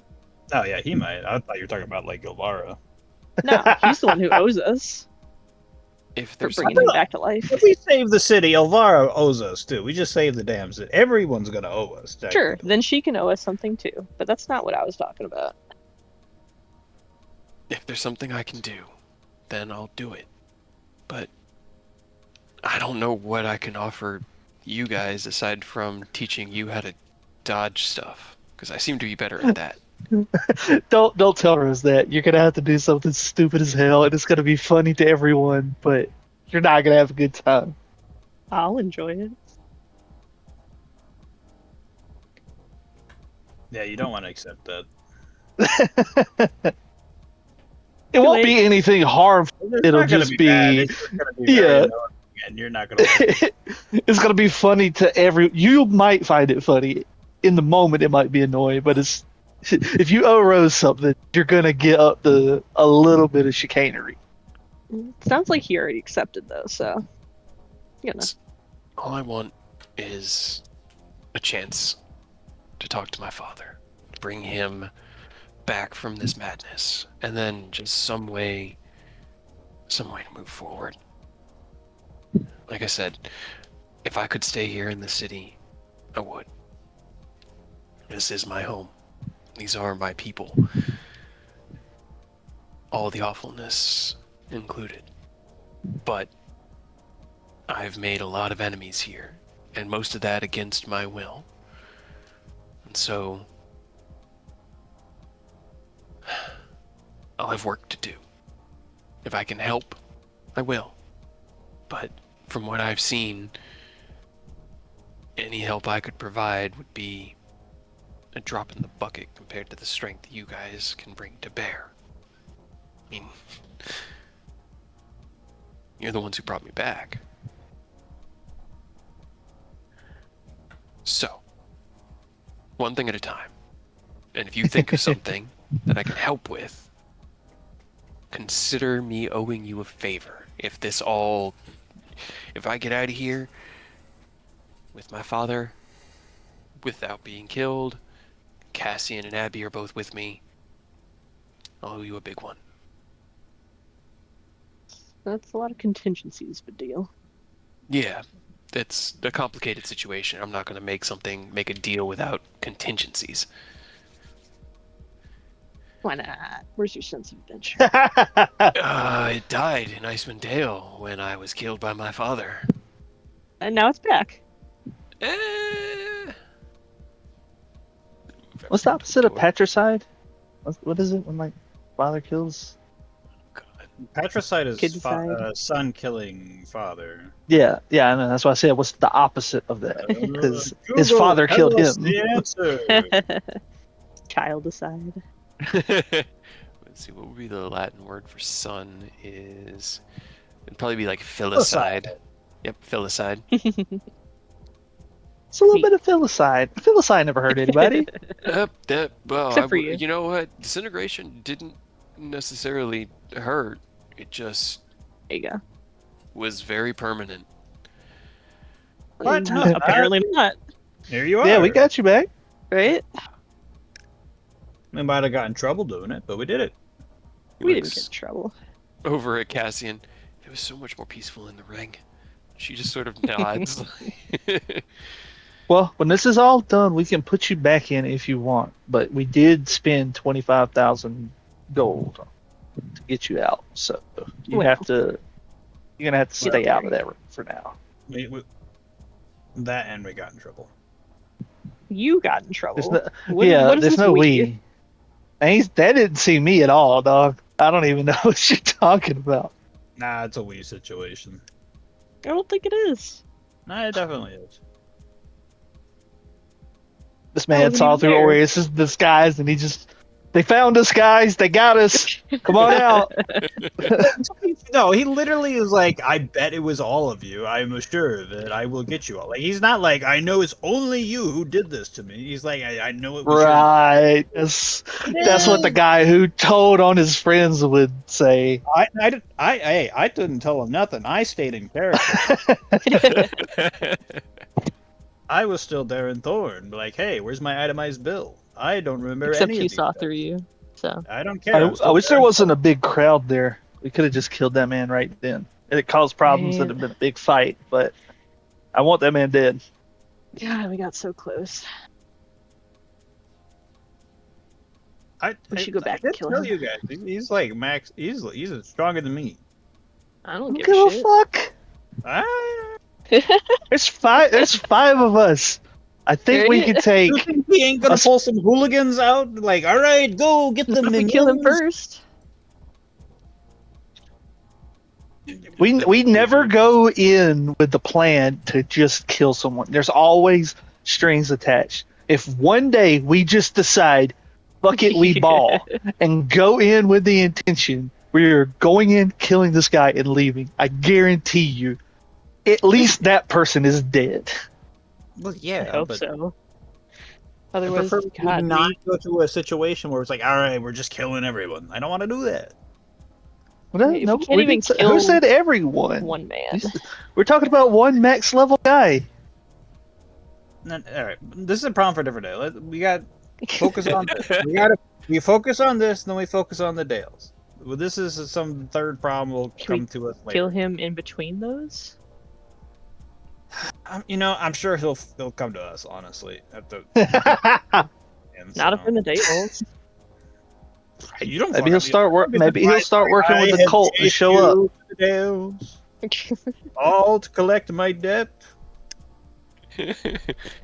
He tries to call and he just gets Elzrin. It's like, I'm sorry, they're busy right now. It'd be kind of funny, honestly. He's like, what is going on? All right, ready to head out from the mansion? I I guess. think we talked around enough, yeah. Okay. Hey, I appreciate it because I have up to a certain point prepped. That's where we'll have to call it. And so the longer we fuck around, the longer the game can go for without me feeling like I didn't prep enough. If Which, we ever this is reach where the we're at. point- I'm sorry, guys. That's going to be it. Expected the mansion Okay. talk now. if we ever get to the point where it's like, oh, sorry, we got to the end of the prep, it's just like, all right, we move on to the questions now. All right, everyone pull out Right. your sheet. Continue That's a to good fuck point. around. Let's do your homework now. Right. Eric, you have Before- twice as much homework as everyone. Before we step out into the next scene, I'm going to feed my dogs because they're both bugging me because I guess they want to be, fed. Twice a day, the every dream. day, for years, guys. Years. It's Right. crazy. And they don't even pay any bills. No, Right? they God, don't that even would be pay for their nice. food. You guys don't even work. You hear that? Graham's just looking at me like, what? What? Sky When am I just getting sauntered away, food? like defeated. Alright, I'll be right back.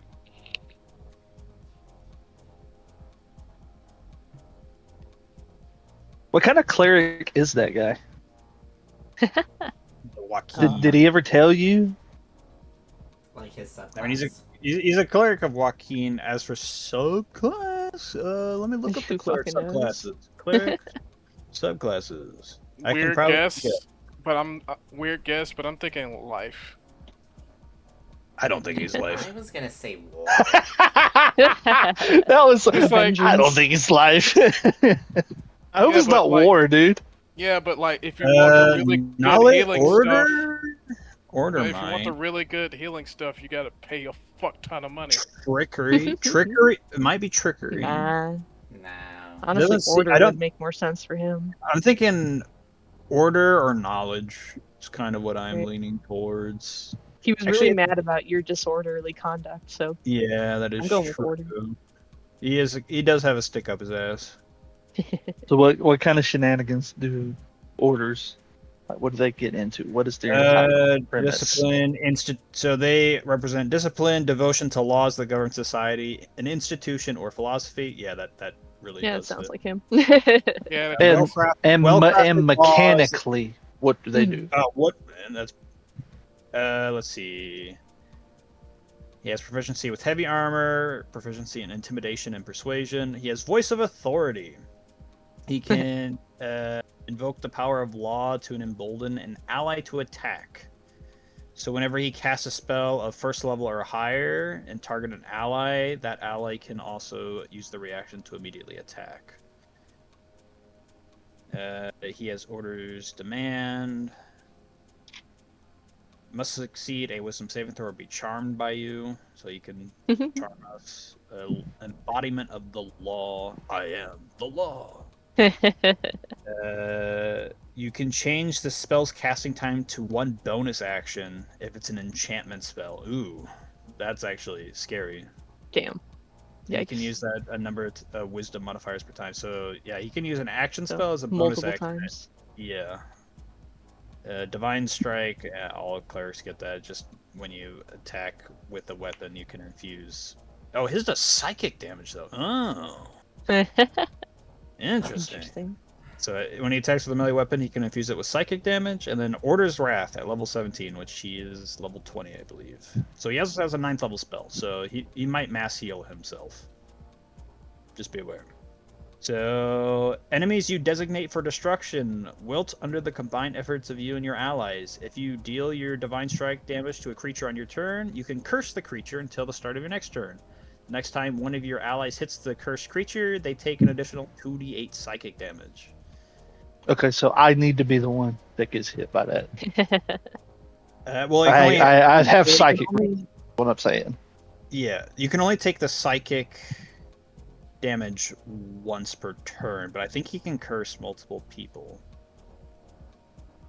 Yeah, so if he hits more than one person with his Divine Strike, they all get cursed, but once you get hit while you have the curse, it goes away until you get hit again. Right, I mean, 2d8's really not that big of a deal. No, but it can stack up. And It's also what a if pretty you can safe only- assumption is probably not just going to be 2d8 because it's not a Right. PC. yeah. He's probably That's fair. Kate's probably if it is an guy, Kate's probably going to crank that up to 11 for us and What? Nah. really He would hurt never. somebody. Might Yeah, need to let so it my- hit Aureus with his health pool or me with resistance. Then my guess is he's just gonna spam enchantment spells as bonus action and just be like kneel, grovel. What if he hits you with dance? With dance. I'm like, oh my god, you do have a sense of humor. Under all that gruff, you have a sense of humor. It's not even dance. He just does command disco. That's even better. It's like, a disco man. Now Aureus is gonna use Command Disco. Yeah. I mean, at least it would could- give me some hand motions. I'll be like, they turn and they swing their arm out at you, and I'm going to use that as an attack roll. Just backhand you. Alright, move it. Command on to worm. the Vincenzo Baronson map. As you step out from the mansion, through the shimmering portal back into the command tent that you had met with Ilvara in the night before, because you set up your door right there in her tent. She's in the middle of a meeting with another one. It's not Zess, not the woman who led you here, but another female drow. And as she sees you begin emerging from the mansion door, the other woman takes a startled step back as you all just appeared out of nowhere to her. You know. Ilvara raises one hand. Do not worry. They are friends. Go now. I shall meet with them, and we shall continue our discussions later. Yes? And she gives, yes, my queen. Or my lady. Gives her a salute. I meant lady. I said queen because it was just what was on my mind. Oh, okay. My all lady. All right. She's got grand She just aspirations, really- I see. Yeah. Right? Well, Or that lady just really mean, she likes did- her. She did pretty much admit that she's taken over once we're done. she She'd looks like to. She would like to, so I wouldn't be surprised if people are calling her my queen. pairing, but no, in this case it would have been my lady. She looks at you all as the other woman leaves, and she puts her hands behind her back. So, did you sleep well? You certainly took your time.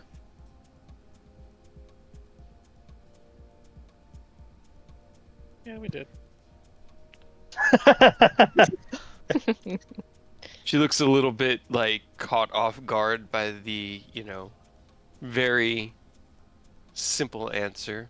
And then just closes Maybe- her eyes and nods. Maybe it just takes us a minute to put our faces on, you know? Perhaps. But it is good to hear that you are rested and ready. I have been hard at work redistributing and calling back my forces, as well as communicating with Lord Hunsren. Graham, really? Really? Get your butt out of here. Just take it anywhere else. You don't She have just to has the stop. displacer beast in the background just chewing on a little squeaky toy. It's a displacer puppy. He's squeak, squeak, squeak, and then he teleports. It's squeak, squeak, squeak, squeak, and then they teleport. Do not mind him. He is still young. I know. You're a good boy. I'm sorry. So, I have heard back and sent another message to Velzrin. He has. And no, I actually like the idea that she has a displacer beast puppy. That it's very cute in my mind. It reminds me of our infinite staircase where we remember well, no, there was Oh yeah, the baby. yeah, the baby displacer beast that we were like trying to get across the river, and then like mom and dad were like, "Rrrr." We were like, here, we have your child, don't eat us, please. We can't fight two displacer beasts right now. We'll die. We're simple little children. But as her pet squeaks away in the background, she retrieves a message. He has confirmed that he has received similar insights into movements within... Oh god, where is the names of the places? Within the Velkenvelv Bazaar, as well as Tierbrech, which confirms our suspicions from the night before. That trade and knowledge, as she looks to Abby, are the other two pillars of this action. And Abby just nods. The 5 aspects of the city itself to be brought under the control, to be claimed by hell. This will not happen. I have sent another message asking to see if he would be open to meeting with you, and I am currently awaiting response from that message. We should hear back within the next hour or so. In the meantime, we can mark these 2 locations here as now known points of interest. As she looks down at the map, she's got 2 other small figurines. One she puts here, the Velv Bazaar, and Dierbrecht. And then, okay, so this one. Somebody else made a circle. I can't delete it. That would be mine. No, not that one. The other one. The one that's not. There we go. Okay. Yeah. So this gives us a firm understanding of what our enemy plans within the coming days. He is also... No, just. Are you sure there's no way that we can all not meet up and talk face to face? Like we have to do his conversation either on our own or via telegram? If he and I are seen together, all will be brought to bear against him. He must maintain his anonymity within the Empire.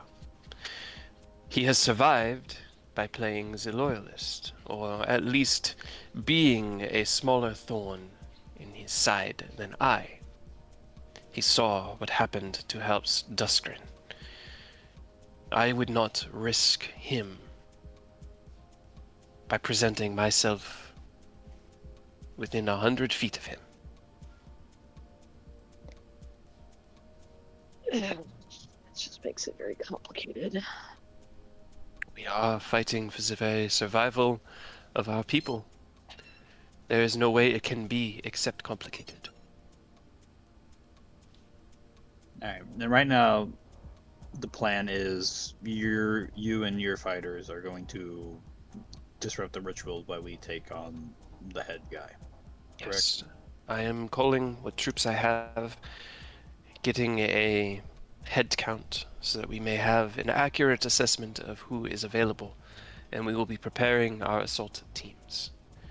We can discuss where best to strike once you have met with Veldrin and coordinated the same with him. But there is more. It appears as though one of the heirs to the Empire, Nimerel, has left the city. He was spotted heading out of the main entrance to the north this morning, just hours ago. His destination is unknown, except that he seems to be heading for the surface, and has brought with him a small retinue of guard, as well as supplies to accommodate a lengthy journey from here. I'm sure that's nothing good. Who was that again? Nimerel, one of his sons. this is his Oh, only one of the- son. Big guy. Yes. It is, as she looks over at Vashiel, your step brother. Vashiel just kind of scoffs. Not mine. Shared by blood, at least. The son of Venerus. Not the named heir, but the current, recognized and only son of the Emperor. As Abby, that makes no sense. It If seems he like is- a problem. It's more than you are giving insight to. The precision is important. We had identified the noble leaders of the families, the Emperor and his 3 children. That's 9. If there are 8, then that is incorrect. And Asmodeus does not act without accuracy and intent. He's probably planning to use Vash as a. So, honestly, pretty safe assumption we're going to bring him to his dad, right? Well, does he know that he's alive?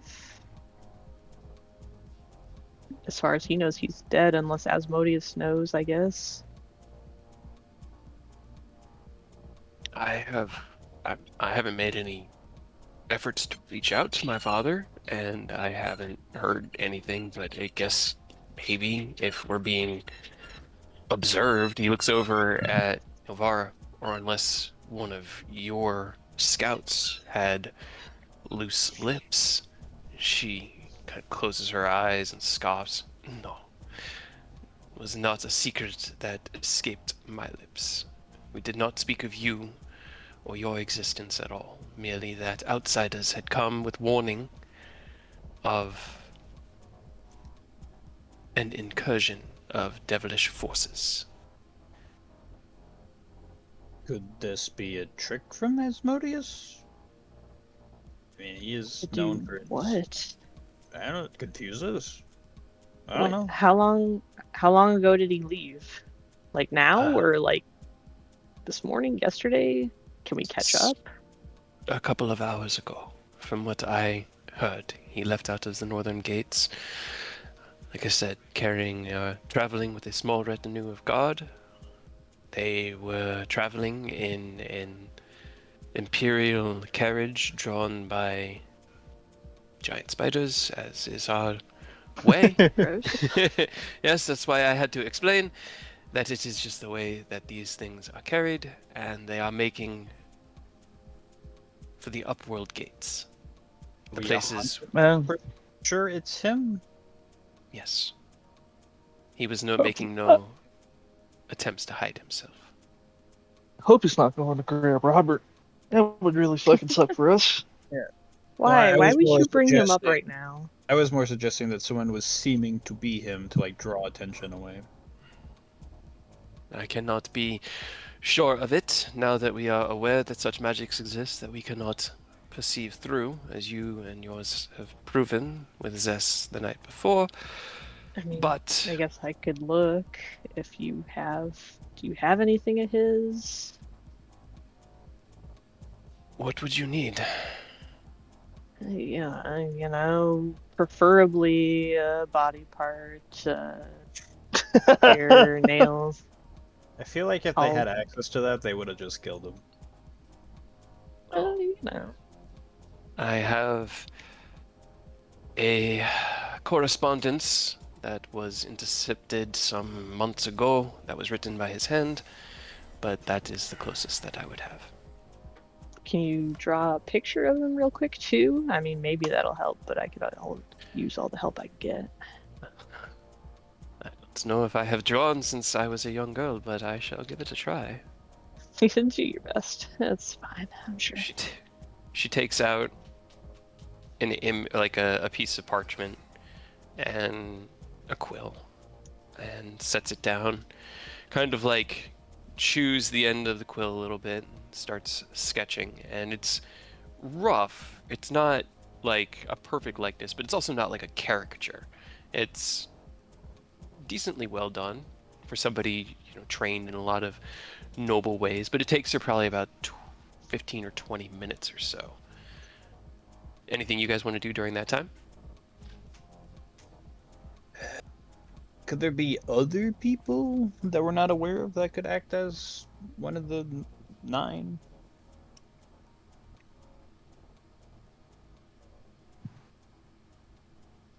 Do they have to be loyal to be considered part of the 9? Because I know you said all the other ones have like glowing red eyes.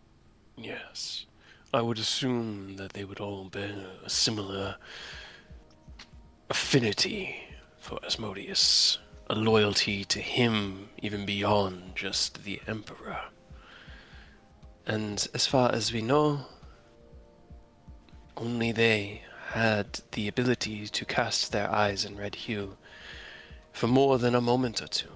There are a handful, primarily the heirs of the houses, that have retained some capability and have seen or been spotted in times of conflict with eyes that flash for a moment, but only the 5 leaders of the houses, the children, and the Emperor himself have borne such strength. How long is the trip from here to the surface and back? And back.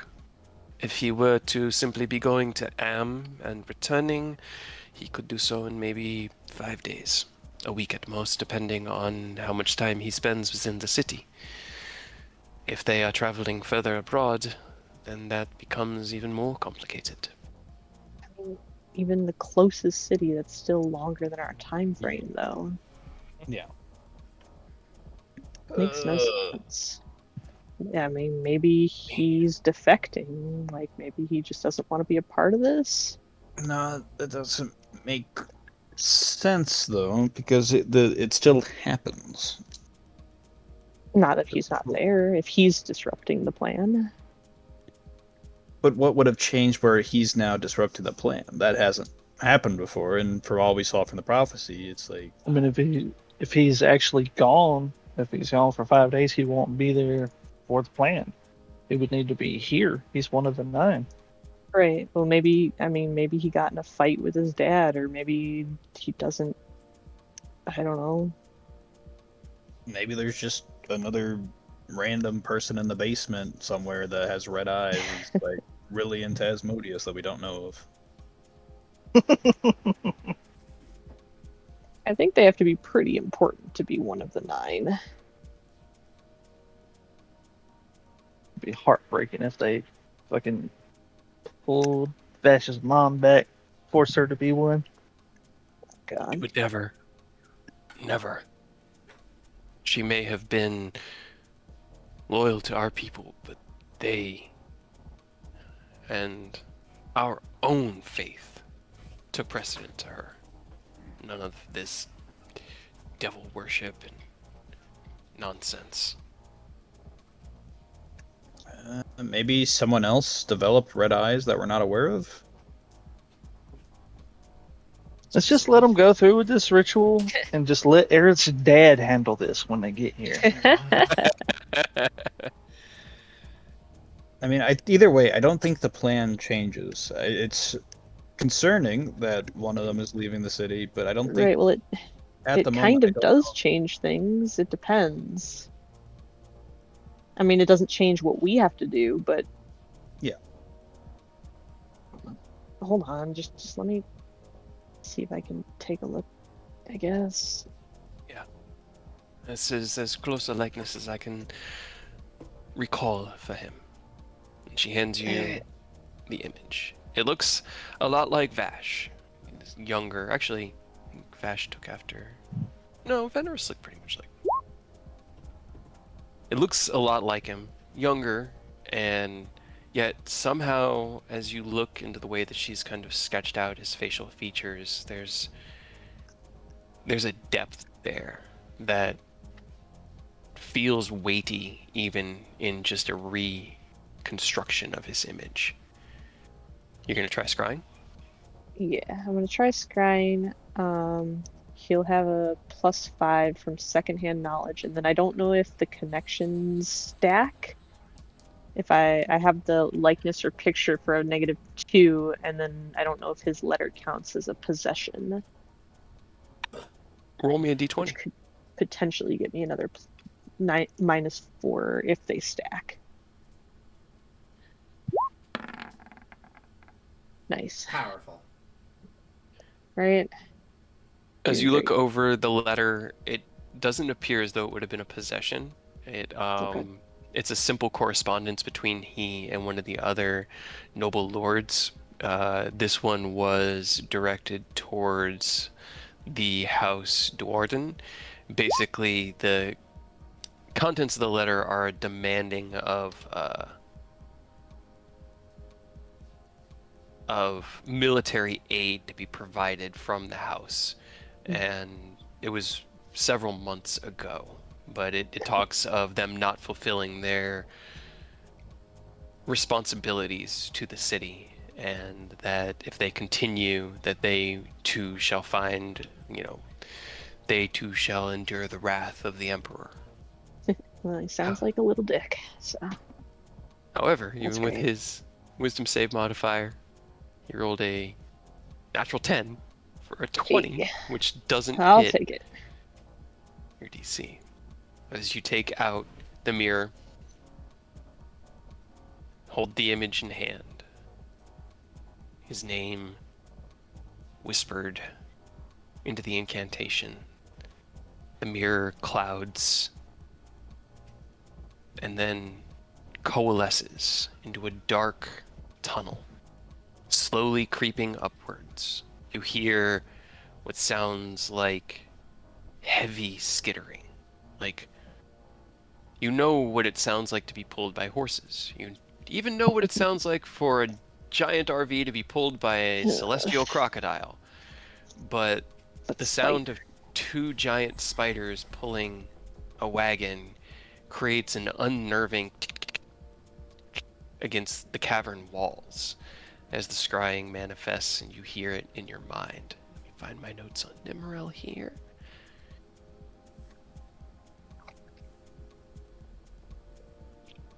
It's got to be a weird like arrangement for the carriage, huh? It Right? probably branches off like a weird Y shape to give them room because they're not like horses where their legs are under them; they're out around them. So it's probably unsettling to see these two big ass spiders walking side by side as close as they can, pulling a Right. fucking carriage through the I mean, it'd be dark. settling either way. Giant Let's fucking see. spiders. The scrying passes through the carriage windows into an interior that is lush and decorated with reds and purples. Sitting at the back, his right leg crossed over his left and his arms crossed in front of his chest, his head kind of bowed down, is Nimmerel Tenebrae. Again, recognizable compared to Vash, but there's something. Roll me an insight check, Rose. Okay. Insight. 24. I think Is very good. not too bad. Right? There's something more about him there.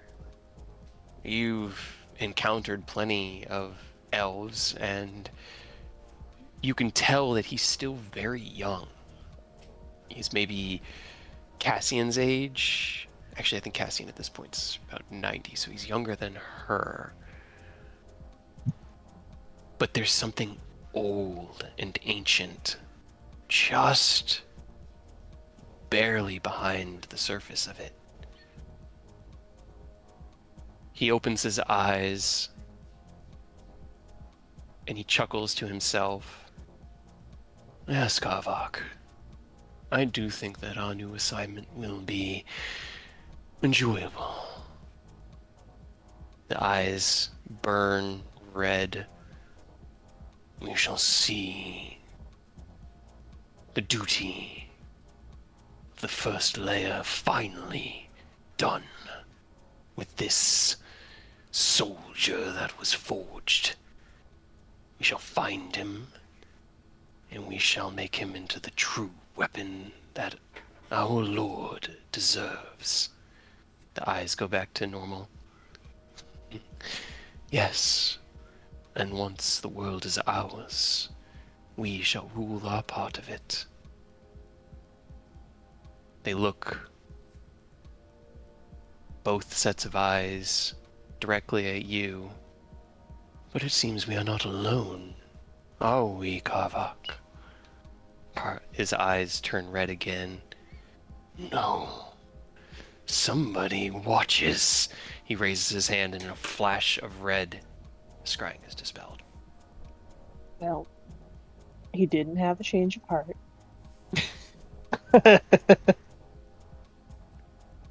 Definitely a dick. Oh.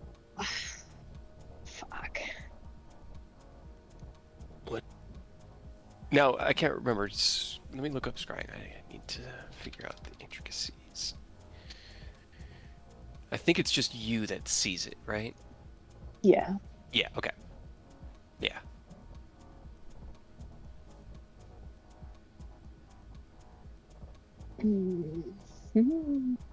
Well,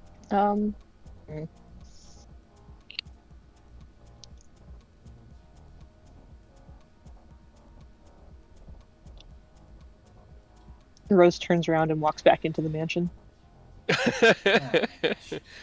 Okay. Well, that was very anticlimactic. They stared at a mirror for 10 minutes and then they left. What does this mean? Probably nothing good. Yeah, we better go see what that was about. Don't know what it was, but probably not good. Like Warriors said, let's go check with Rose. Shall I Alright. accompany you or wait here? Which would you prefer? You're still waiting on the mission, the message from Hansrin, right? Yes. If my scout has not returned within the next hour, I will be sending somebody to find their body. I believe. But hopefully they will be back soon. You wait here for that, then we'll go figure out what happened. Yeah. Very good. Do not keep me waiting very long, and I will try to do the same for you. Okie dokie. You each turn and follow Rose back into the mansion, and we'll go back to the mansion map. Rose? What? Your happened? words, Rose. Use your words. You told me that you didn't know what you wanted me to say in front of her, just in case of things. So That's fine. That's perfectly fine. Also, are we not in our the Wi-Fi words? Has not been Thing. established yet. Wi-Fi. Love is not set up yet. That would explain a lot. All right. yeah, no. So what's up? What's the damage, Rose? I don't know what the fuck I just saw. He has some sort of connection with something.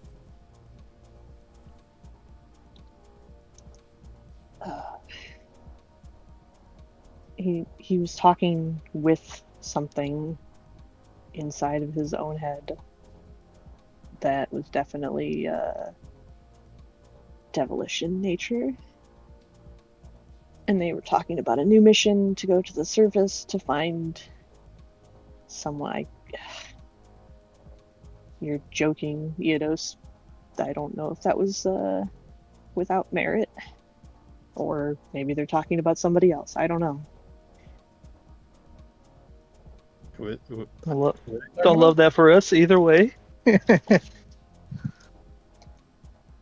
don't know, but maybe they don't need him down here because it seemed like it was part of the plan that he's leaving to go find someone. But why More to now? this Why than we are. you know devilish whatever who the fuck is oh god. I'm catching the Aureus. Hey, names are Or hard. something. Give me an intelligence check or history. We'll do intelligence actually. I don't think history Okay. Oop, not a save. really. I think it's about the same though. Okay. Yeah, because it'd actually be one higher because you would add Jack of all trades, so 16. Yeah. Okay. You remember the name that he had spoken. Karvoth. Karvoth. Or Karvok. It was Karvok. I knew it was Car something. Who the fuck is that? You are sure that is the name you heard? I'm pretty sure it's the name that he. Yep. And then looked at me and broke the spell. Karvok is one of the ancient ancient devils of the Ninth Hell. He is the Grand General, the Red Standard. He is the administrator of war for the Hells themselves. How? Awesome. What the fuck he doing in some random guy? It's not some random guy. I mean, He's not a random guy, but what the fuck he doing over here? You should be in hell. I agree. so should Should. Asmodeus, but you know. This is very bad. And you said his Not great. eyes No? turned red. The same as was described by Elvira. Yeah, but that kind of like was only when he was talking. So, can we make the assumption that everyone with red eyes is just possessed by a devil or a demon I'm of some kind? Kind of leaning that way, honestly. And what if their eyes are natural? Well, then I would assume they're not possessed. The opposite then must be true. But I mean, were there 9? Are there 9 generals of the fucking 9 hells? That would make sense. there are. Yes. Cool. Great. So, No, it's very not great. It's actually quite bad. yeah, don't start with me. So, hey, you remember how I had that other contingency plan for Robert? Can I do that now? Huh? Wait, what contingency? That's what I'm wondering. What contingency? You know. I'm just wondering who Rose is talking to, or if they're just voicing an opinion out loud that they hadn't actually Yeah. talked to the party about yet. Yep, that part. Okay. What contingency, Rose? To take care of him. We got 9 devils to take care of. Why are you worried about Robert? Well, you know, he might be part of this now. I don't actually know. But, you know, if he is, then take care of it. Deal's done. At least we solved one thing. That is such a stretch. You don't know. I don't, but neither do you. Either way, I win, so I'm good with that.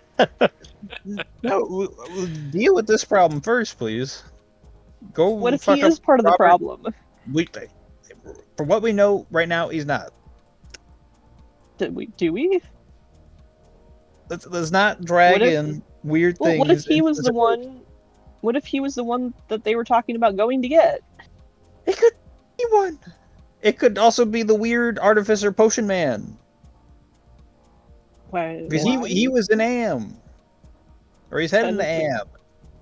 That's a stretch. I don't think he had anything to do with Asmodeus. At He least was- Robert had something to do with Asmodeus. What are you trying to achieve by whatever plan you're doing with Robert? I'd like to get rid of him. Well, I got that, but okay. This sounds more like a personal vendetta against Robert that you're trying to use this as an It excuse can to get to go. him. They're not I got mutually that. exclusive. Sunstone. I got that.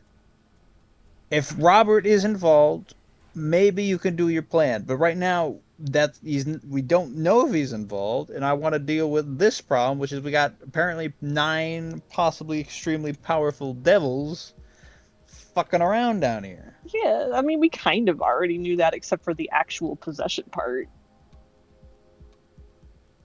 I did think they would be like the top of the top. Like we had a hard time killing Zariel. Now imagine having to do that with 8 others. Well, now another 9th one, and then fucking. It's Probably fine. Sean. We were in hell when we did that one. That's why that one was so difficult. It just won't Right? stick if we kill him here. You know. All right. Do we tell Ilvara that all the ones with red eyes are possibly possessed by extremely powerful demons, devils? I don't know. That's why I ran away. I Wasn't sure. See, running away is a good tactic. You were making fun of me during the training earlier, but No. you just got to get out of This is engagement range. You just hit them from a Not distance. during battle. Sure, Alright. during battle, during arguments, during everything. If you're unsure, you just run away. All right. I'm fine with us bringing up that hey, possible devil possession. Huh? I don't think you How should did bring you up die? Robert.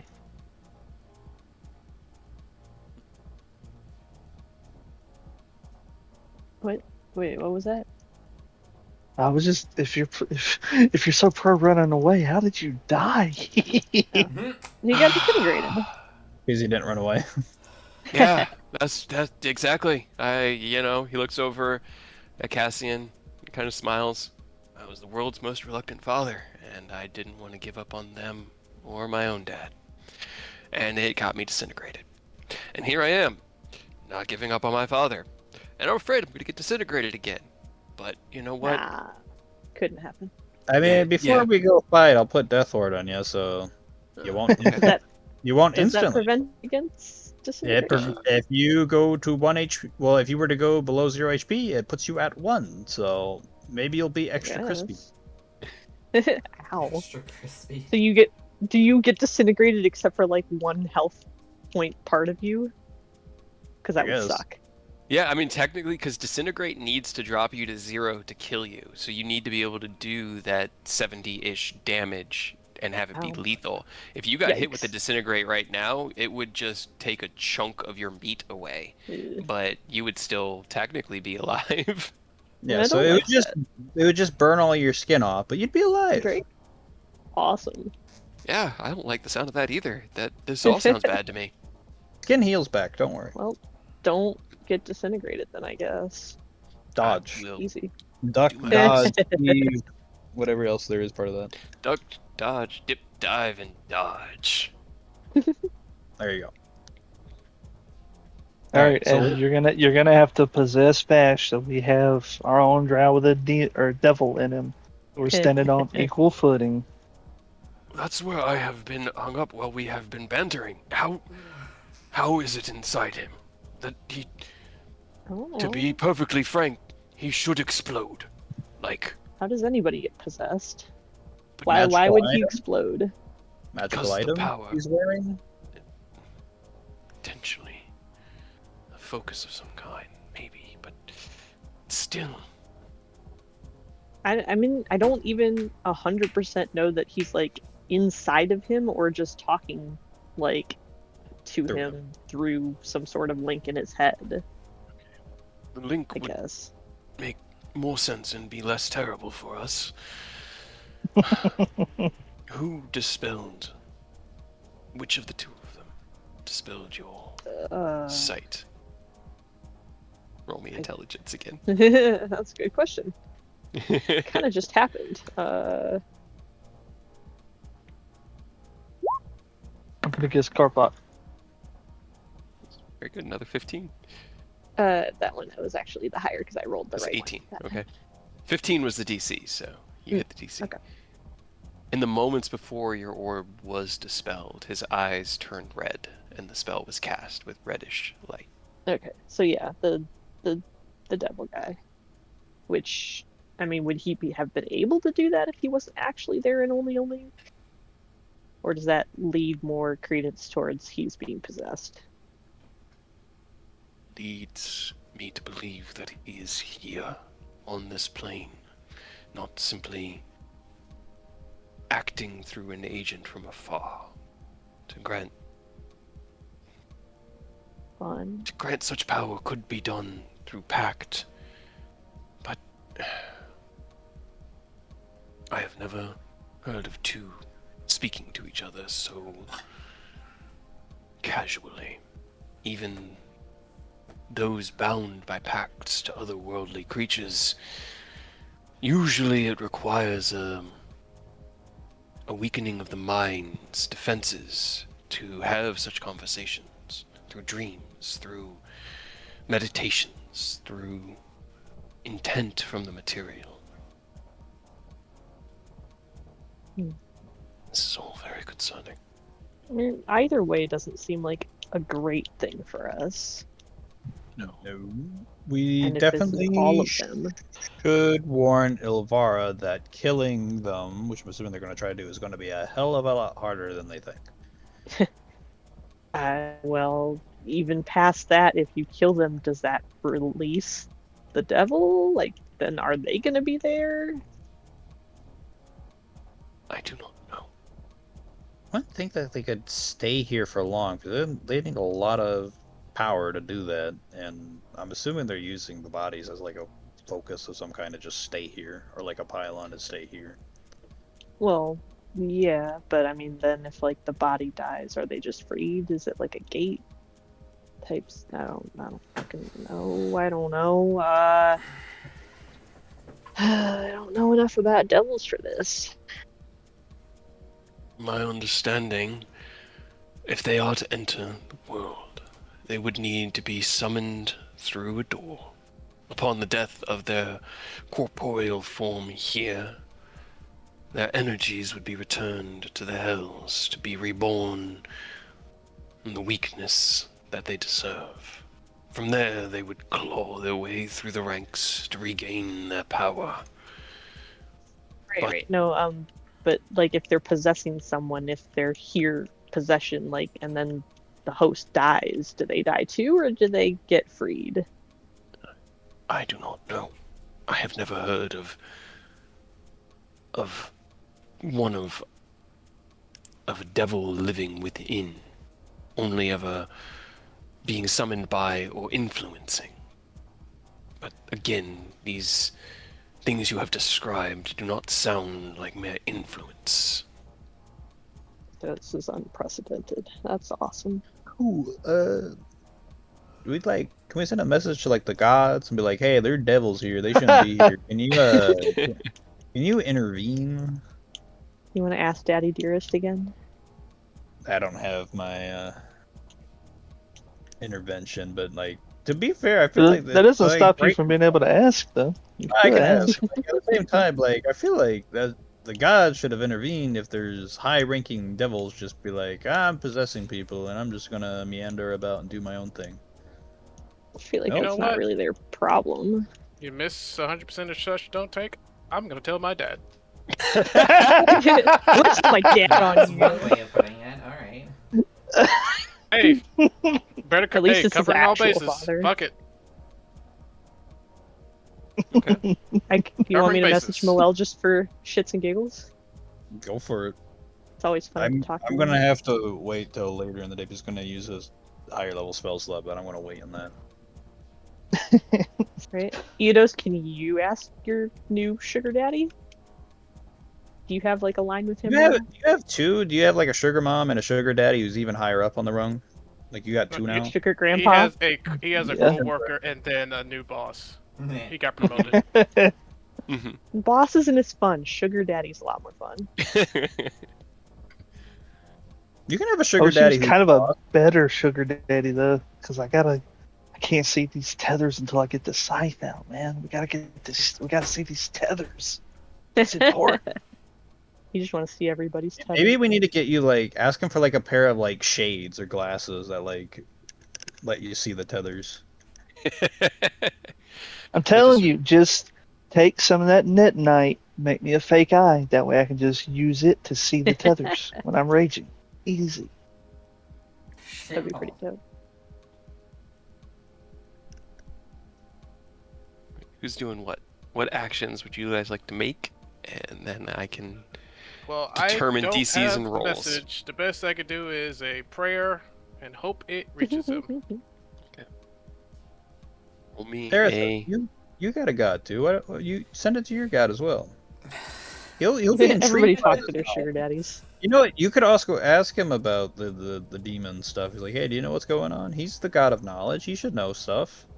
Or at the very least, he'll be intrigued that there's new things happening, and then he'll help you because you gave him new information.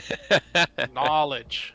You know, Knowledge. I'm Knowledge. surprised none of you even brought it up. We have an infinite library of knowledge. We don't have time for that shit. Yeah, Do you that's know a how lot of long reading. it takes to read? Unfortunately, yeah, I am in agreement. And waiting for a response from a deity is going to be faster. But you're his special boy. You're his favorite one. He'll get right back to you. Oh my god. You might get extra homework afterwards, but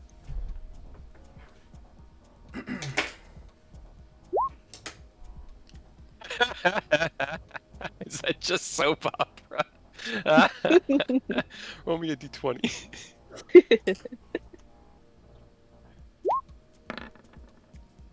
Hey, it's not a one. Hey, you know, and it's really funny because I rolled before I typed up their response. I also rolled a 3. Hey. Birds of a feather. Hell yeah.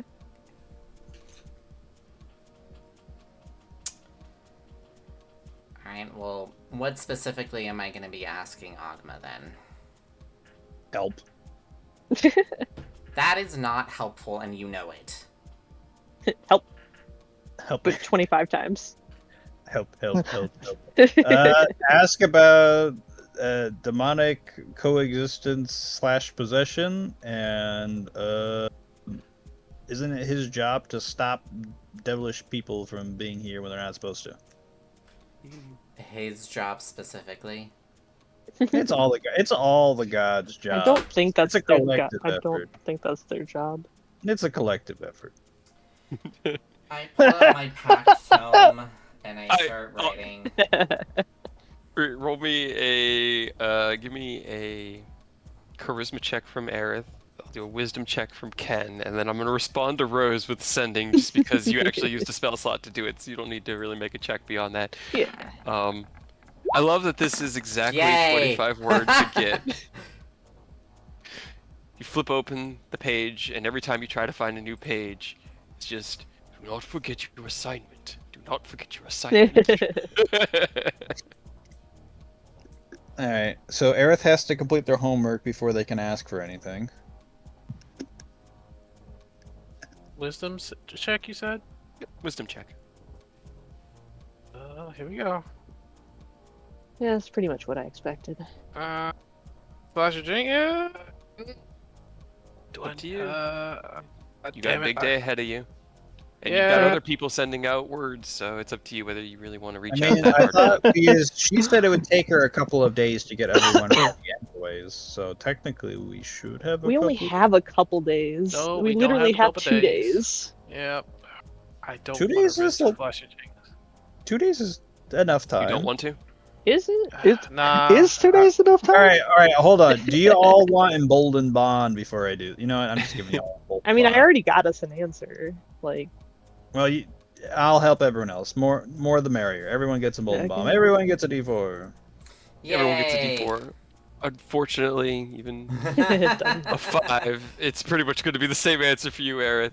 11's the same for Ken. Any other words going out? Any other? Oh, I probably should. Do I send a sending though, or do I do something else? Damn it! I want to use Flash of Dragons, but something is screaming at the back of my head. Yeah. Something's I'm gonna sure happen. you'll need it. Nope, I'm not gonna use it. Okay. How many? I don't know if I want to use the spell slot. That's Yeah, up to I you. don't have sending, so when I ask, I'm just gonna have to pray and see what happens. You know what? I'll do that. I'm just gonna do thoughts and prayers. All right, give me wisdom checks.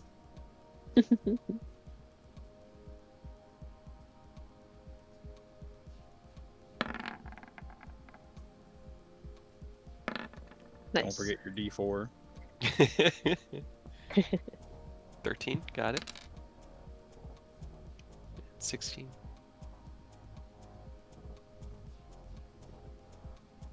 As you reach out, Eodos, you get the sense that the tools needed to solve the problem have been provided to your people. That is the extent to which your patron can act in these matters. As you look over at Rose, and they roll their eyes, hearing the response in their mind from not their deity, not their patron, but maybe a Like a- friend. Right. It's like a buddy. They're like a pen pal. Exactly. I was gonna say like buddy. Right. You Your audience. kind of get the same feeling that Rose can Maybe. confirm. That, unfortunately, the accord is between the gods. And that there are gods of good and evil alignment.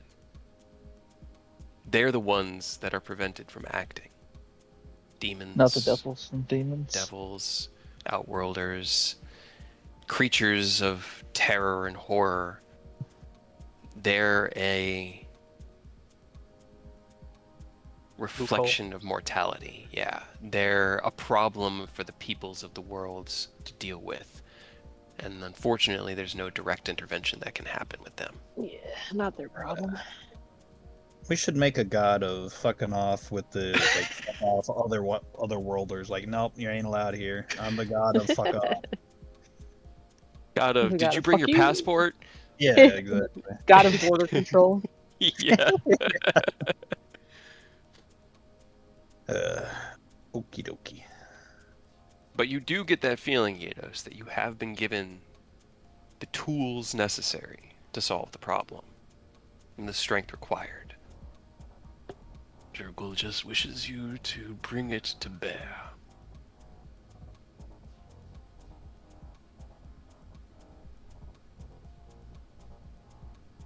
Does that mean they You just heard want him. you to go start swinging? Is that the... I mean, he's been Start wanting that for a punching. while. Listen, when all you got's a hammer, every problem starts looking like a nail. Alright, so anything with red eyes is like free real estate for you, is what I'm getting. No, no. Rose makes their eyes red. Glowing red eyes. Rose makes their eyes glowing red. No, you can do that. And it's I can not, do it's whatever not fuck I just want. the iris. It's the entirety of their eye, the sclera, the iris, the pupil. Oh, it that's so much all, work. yeah, it all Right. turns into this blood red glow that emanates from within their own skull, like it produces its own infernal light. Wait, if you can do that, Rose, can you like get it like an antenna above your head and like put a light bulb on it like the one fish? I can, but I don't want to. So you have a light source wherever you go. You can just be like, boop, light source. I don't know if you can make yourself an anglerfish. Your arrangement of Yeah. limbs needs to be the same as what. Actually, no, I'm that's sure I could make a little antenna. I just don't know if I could actually make like. It'd light probably be bulb. like the most pathetic light bulb ever. It's like barely. it's just an extra They eye. gotta like shuffle their feet a lot to build up enough static electricity to power it for a second. Oh God. I refuse. All right, if we ever really need a light and we don't have any way to do it, we just have Rose turn into an anglerfish. I don't think I ever need a light. I'm gonna be completely real with you. You never know. You never know. If I wasn't trying not to waste spells right now, I would turn you into an anglerfish right now. That's very rude, Rose. I mean, are you surprised? I feel like it would be justified. How? How? What? I'm not forcing you to try. It's fine. We're moving on. We've gotten way too sidetracked. Anyways, what is the plan? One, I say we tell Ilvara that shit's fucked, and then guess we go find this merchant and improvise.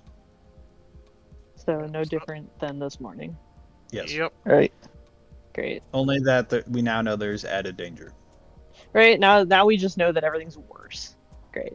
Now Rose has like gray hairs mixed in with their normal hair color on top of the black streak. They're just stressing constantly now. You're probably not wrong.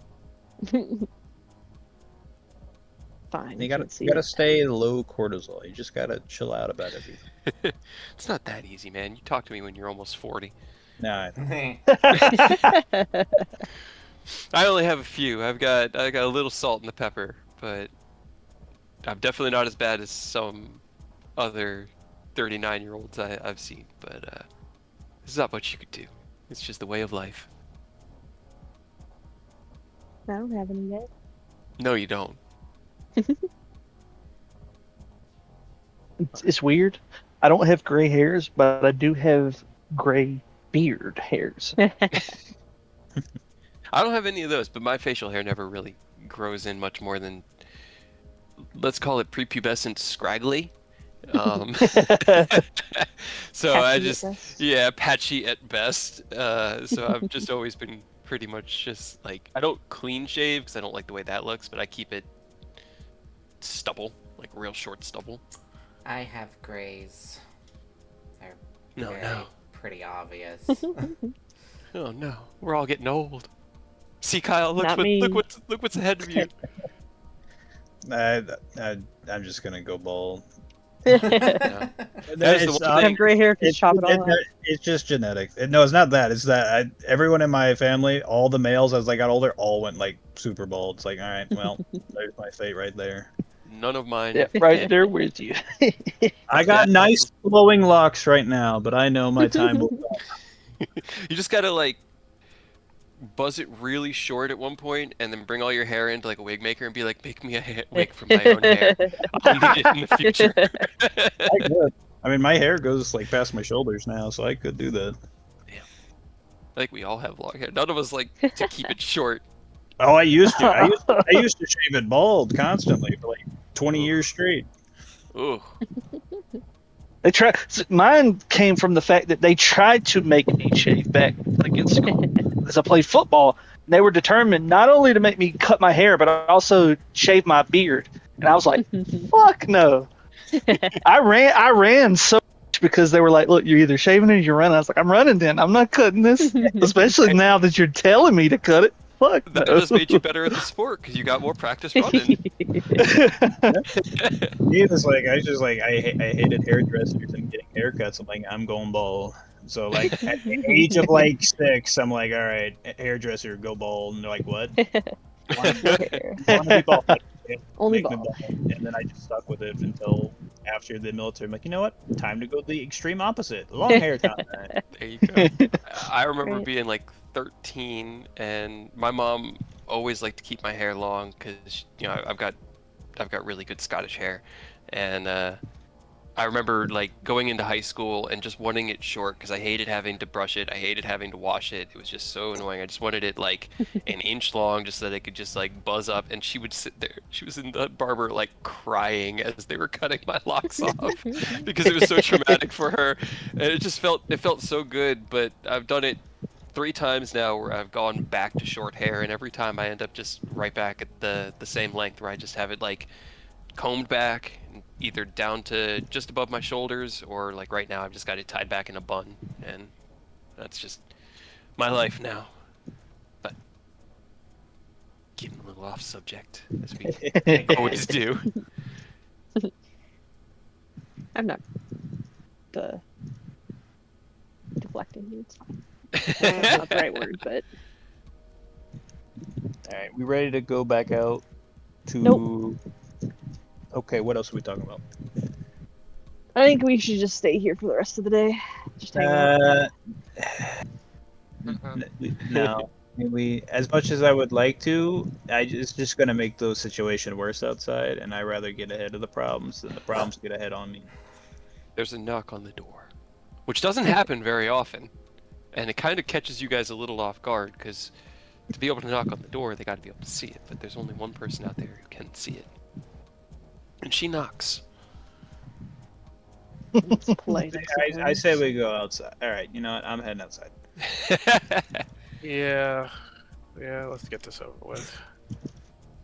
As you open the door, the visage of Ilvara is standing just about 2 or 3 feet back to give a respectable amount of space. She nods her head. I have received my reply. We will meet with you. She looks over at an hourglass on the table, or I guess it would probably be more like a candle. Probably do it based off the candles. In 2 hours, at the 12th bell. He wishes to meet you 2 hours. in a warehouse, in an abandoned counting room beneath Warehouse 9, which is on the eastern edge of the Velkenvelv Bazaar. I can Pull up on the map and point to it for us. yes. I'm sure Ken has memorized the map by now. It would be right here, on the edge of this bridge there. I can lead you through the undergrowth, or send Zess with you to lead you. But for the final leg of it, you shall be on your own. Crossing the bridge or going through the undergrowth beneath, both carry their own risks, and unfortunately, we are not properly equipped to handle them at the moment. But we can at least get you most of the way and direct you to where it needs to be. What you are looking for will be most accessible through the undergrowth, although the bridge may be easier if you can effect the similar illusory Guises. protection, yes, that you wore yesterday. It will be up to you to decide, but we will need to leave within the next half hour if we are to make the rendezvous in time. All right. That is Aerith. that's freaking 2 hours away. City's so Soon. goddamn big. Well, it is not just the city. The undergrowth is far more than just a simple road from here to there. It would probably be a half-hour walk through the city, but to traverse the tunnels and to stay unseen requires a little bit of extra coordination. And I say Aerith seemings us. Also, we did learn some information. Apparently, everyone with red eyes is either being possessed or has some very powerful pact with devils. Not only devils, like the upper echelon devils. Yes, like very Ancient. powerful ancient devils. Like the 9 leaders of the 9 hells devils. Like people just below Asmodeus. They are not the leaders of the Nine Hills, no, but they are, as Ken put it, Essentially. the generals of Asmodeus, of the ninth layer of hell. You have already taken one of the generals, the Archduke of Avernus, off the table, as you yourself told me. It does not change much, just a mere clarification. She Still looks seems between bad. you all. Yes, but what does it change as to our course of action? Just be more careful, I guess. Bring holy water or Figured- something. Figured you want to know. It is good to have such knowledge.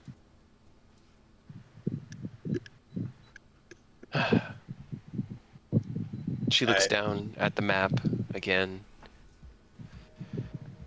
Okay, I shall inform Zess as to what she will be required to do. Please make what preparations you have and be ready to go within the next half hour or so. Is Alright, there Aerith. beeping going off in the background? I hear it too. Yeah, that's not me. Not me. I hear beeping. Okay. Beep, beep, Uh-oh. beep, beep, beep, beep. That ain't good. No, Weird. Is there a bomb? maybe it's on your side. I don't hear anything. Yeah, no, I heard the beeping too. Interesting. Okay. Oh, it's Sorry. beeping. It was just it was very like mathematical as far as like the beeping was going. The tone was like, this is weird. Is there anything? Chris, are we alright? So are we? I guess seaming and going over the bridge, or just hoofing it through the undergrowth? I don't think it's a very good idea for us to go through the city, depending on like Well, what I- we did yesterday.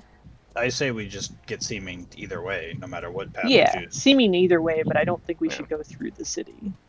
Okay, undergrowth it is then. Cool. I miss Lady Kendra. Fuck off. Elvira leaves the tent to go Now and you know find how I do Zess. sometimes. Hey, have you put us in the Wi-Fi thing yet? Oh,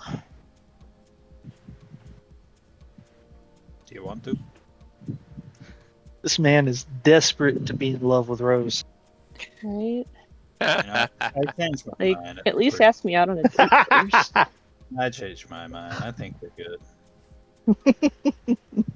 There is no activate sound, but there's a sense of camaraderie between you and Znaranak in that moment, Dorius. A connection that you feel with the sword.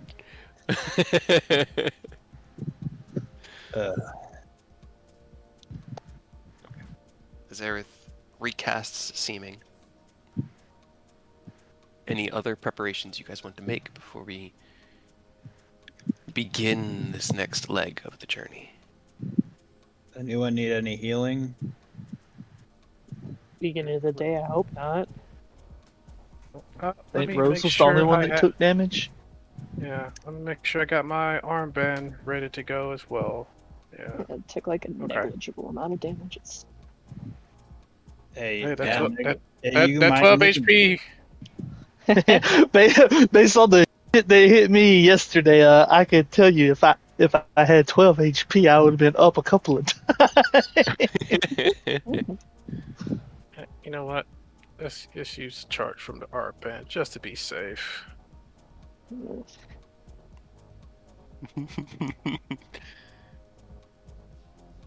Boop. Boop. Look at that. Hey. Popped Nice. off. Right. Perfect. Alright. While you adjust gear, cast seeming, heal the small amount of damage done during training, which Vash kind of just like shrugs. Yeah, I'm sorry. You know, it slipped. Yeah, we'll say it slipped. Uh-huh.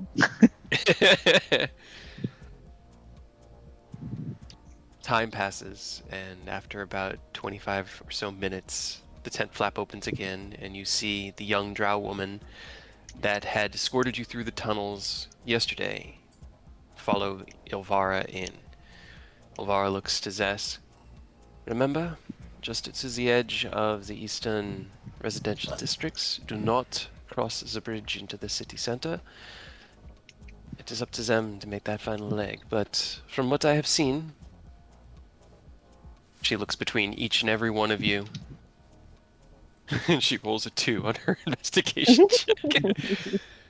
They will be more than capable of Checks out. blending in.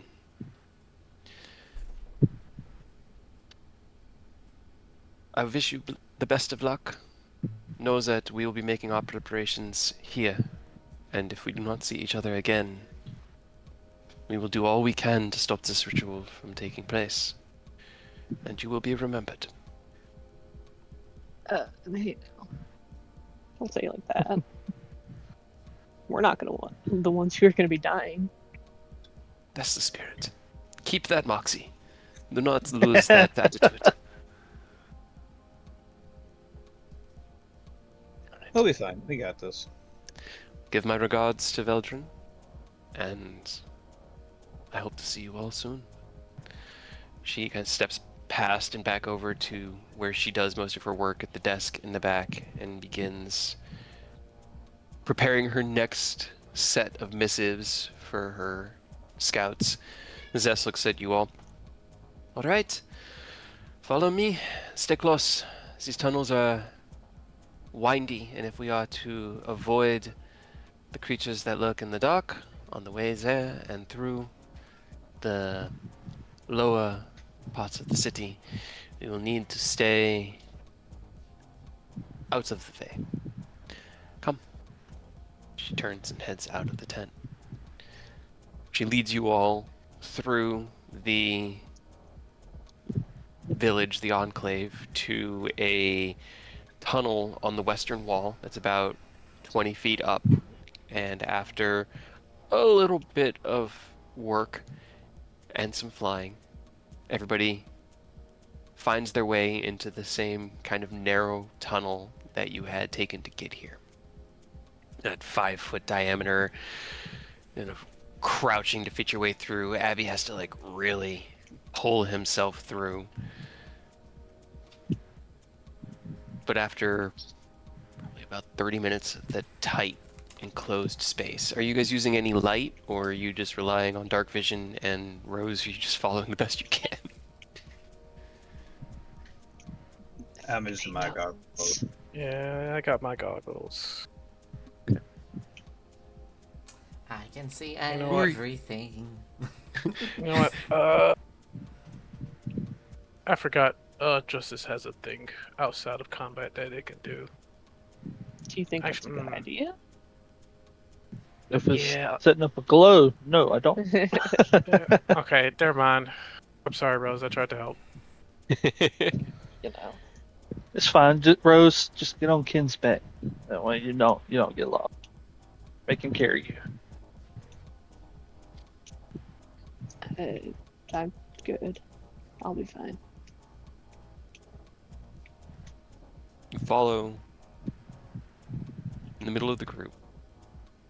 That way, if the ones behind you notice you going astray, they can help.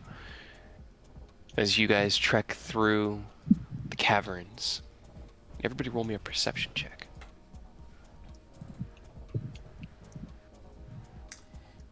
Perception. God damn it, Hey. Bruce, I knew it. I fucking knew it. Every time. You know what? I want to roll them as the NPCs, just because. Hey, good job, Hey. Bash. You know your city well. Cassian does not know Good what job. she's doing here. Sounds about right. Yep. And then perception for Abby. Another good That's one. not bad. Vash, Aureus, and Abby. As the group moves through, you hear the sounds far above you of a bustling city. The kind of muffled rumbling of footfalls on roads, the hum of conversation, the kind of like distantly muffled sounds of shouting voices. And at this point, after about 30 minutes, you realize that you must be under the eastern residential district here, north of Lake Donna Garden. It's also become significantly more damp within the tunnel. It hasn't really opened up much. You've had a couple of narrow spots that have required you to squeeze through. Abby consistently needs help with the narrower spots and wishes he was just a little bit smaller, but he makes his way through regardless. And after potentially about an hour of travel total, you begin to see as the tunnel ahead of you that you'd been following, which had branched off into a spider web of side tunnels. You'd been, take a left here, right, third left, fifth right. Ken, you're pretty sure that you could retrace this path, but it would still be a survival check. It'd be a reasonable DC for you, but because of your keen mind, but these are winding and interwoven tunnels that snake through like a spider web through each individual hub of the city, until ahead you start to see a purple glow on the horizon. You approach the edge of a cliff face, and all of you at this point can hear the hustle and bustle of a city alive above you, maybe 150 feet. You're right here. Zest stops, kind of holds a hand out, and calls the one in the front forward. If you wish to take the bridge, I would recommend climbing over there. That is probably the most easy ascent for those that have difficulty climbing. To make your way through the undergrowth, she turns the other way and points to the left, would be to follow that path down into the darkness beneath the city.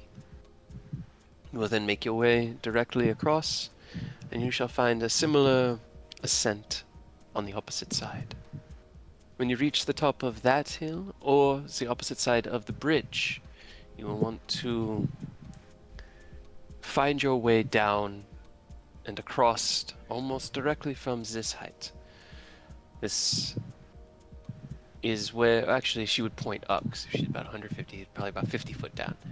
That is where the old counting houses were kept, beneath the bazaar. And that is where I have been informed your ally, your contact, will be waiting for you. Any questions? Committing the instructions to memory. A statement, not a question, but yes, that is a good thing to do. Can we just fly from here to there?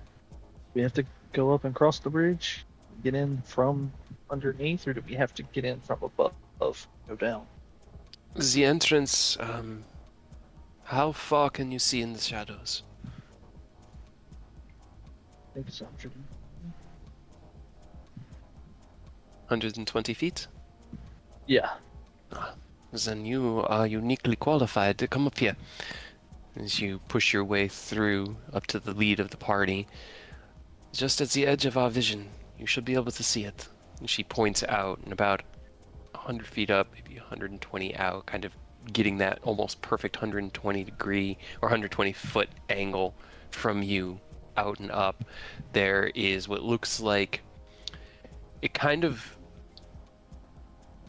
The best thing that I have to describe for it is, you remember when we initially had Starfall and you went to that temple that was built into the side of the cliff face, and there was a plateau that was maybe about 20 foot deep, and then it was like temple pillars that led into the mountain.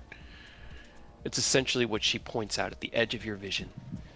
That is the old counting house. It has long since been abandoned, but if you can keep your subtlety across the gap, and you can all make it safely, then there are no reasons why I think you would not be able to fly. It is not something I have tested. I do not have the power of flight myself, but if you state you do, I am not one to question, given what I know of you and your allies.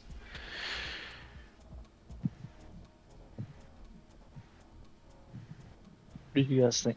That could be a good call. We should try to fly stealthy straight there. Wait. It would save us a little bit of time. You hear a low growl. I cannot fly. So we would need some way to get those of us incapable of flying sky-worthy. Or air-worthy, at least. Vash raises his hand in the back. Yeah, can't fly either. Sorry. Yeah, right. Right. I mean, how much battling do we think we're gonna do today? Hey, you never Not a know. lot, right? Hopefully.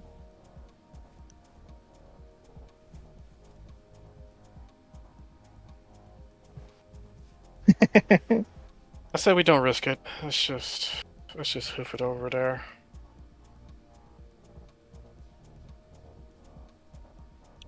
I will leave you to yours to decide. This is as far as my lady wished for me to go. Do not implicate us any further. Please do not further implicate us, as you did with the rebellion in the mine. That has been a knot to have to unravel, and it is They're complicating just some things. random drows. Like the implication of it being you guys, that's kind of on you.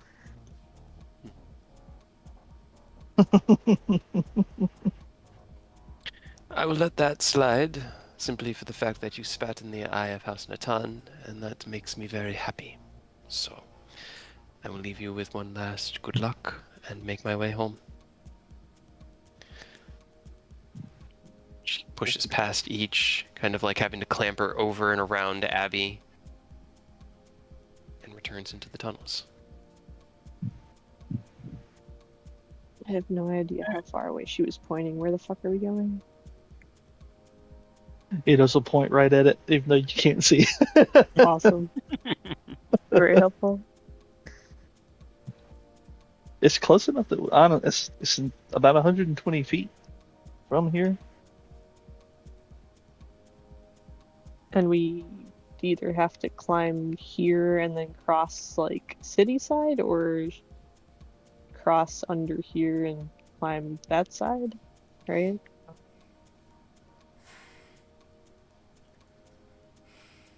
Those Sounds were the like it. options. Or you could Yeah, I turn mean, I- Abby into a giant eagle and pick up Vash and Cass, and then we can all just fly across. I mean, that's kind of why I was wondering, like, if you think we're gonna be doing a lot of battle. Do you have spells?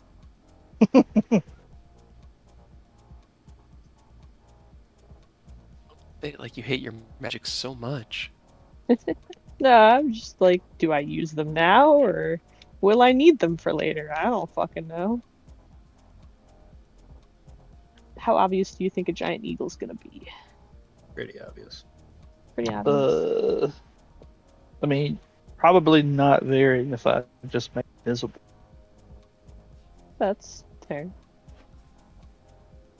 If we're trying to be stealthy, I have I have my 3 spell slots obviously, but I do have just a free cast daily of invisibility. So if we do want to go that route, I can make him invisible that way. He's less noticeable. Okay, that's not a terrible idea. You want to be a giant eagle, Abby? Than anything. I did not hear what you said. Oh. he kind of takes a deep breath and then with a very sarcastic tone, more than anything. Oh, good. Well, there you go. Rose just claps and I'll cast polymorph. Kind of like turns into the giant eagle, which is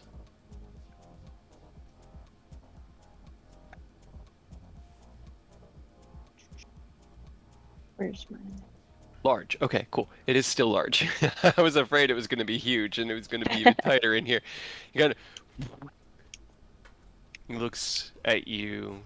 His beak opens, and then he realizes he can't speak anymore. And so he just sort of like preens at his feathers a little bit. Cass looks over, reaches up, and kind of just like pets the side of his face. I almost It's a good like look him on better you, like Abby. this. Right. All right. So that gets him across. He can carry He'll take the me. 2 of you. Yeah. You guys can get across yourselves. Yep. Yep. I can't Mhm. fly. You always You're- ride. You're always with Aerith on the broom. Come on. Yeah. All right. It's gonna be obvious. I'm just saying. Be less obvious then. Okie dokie. I mean, at least you're not in your Dragonborn mode. You know, That is they're true. not seeing a giant gold Dragonborn fly here.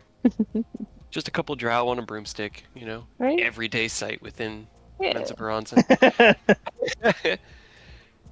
How are you I getting mean, across? if you guys want, I can just use visibility and make most of us invisible too. If that would make you feel better. That'll work.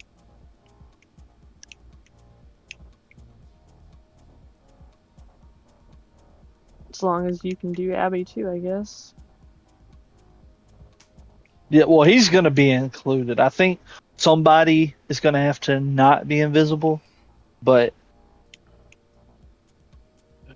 I volunteer. the main set. I mean, The least sneaky think- of us. yeah, I think whoever isn't invisible needs to be somebody that can actually pass a stealth check.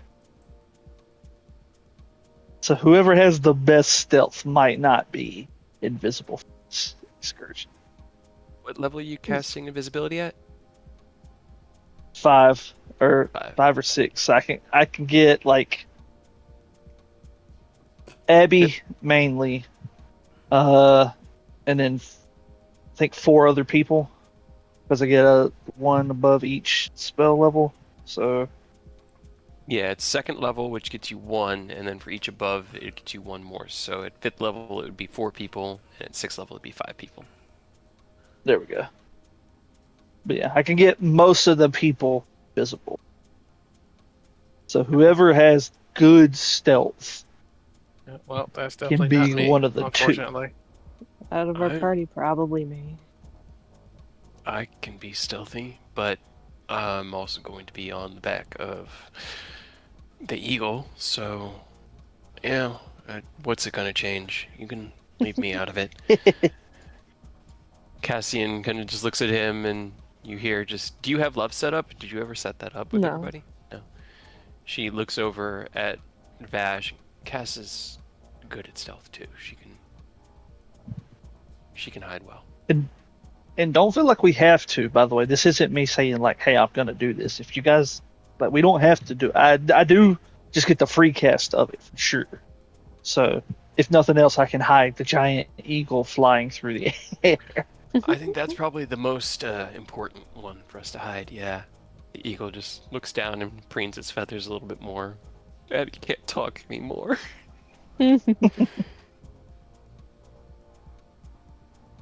All right, so we got Abby. Yeah, you Cass guys and just tell me. Do Vash you are want me good. to cast the actual invisibility at a higher level, or do you just want me to free cast it so that we cover the giant eagle? That's true, because that would just be second level one. Okay.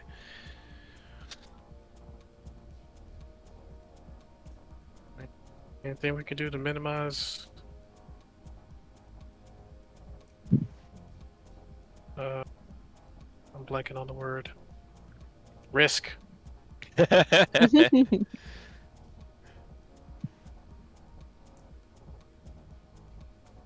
Don't be suspicious.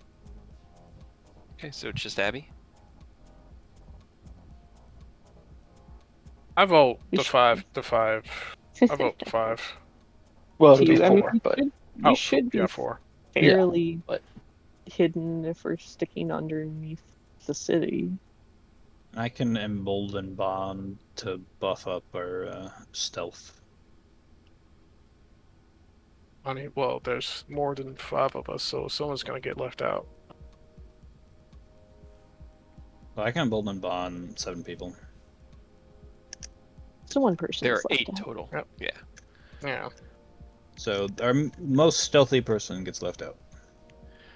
Vash's size. That would be me. I'm guessing he's got a plus 11. Yeah, I think I'm gonna leave you out. Yeah, he has a plus 11. Cass has a plus 8. Make sure that's. And Vash rolls his with advantage automatically because of his cloak. Should be pretty good. Sounds like we're flying over stealthily. Okay. So, just Abby then? Just the second level, or because I'm trying to write down who's all getting the stealth, because you'll have advantage on the stealth check to make this crossing. Oh. Yeah. Ken, unfortunately, you I'm- already have advantage, so I mean, is it really advantage? It just. mechanically, yes. Yeah. Like, you can't double stack advantage, so unfortunately, yes.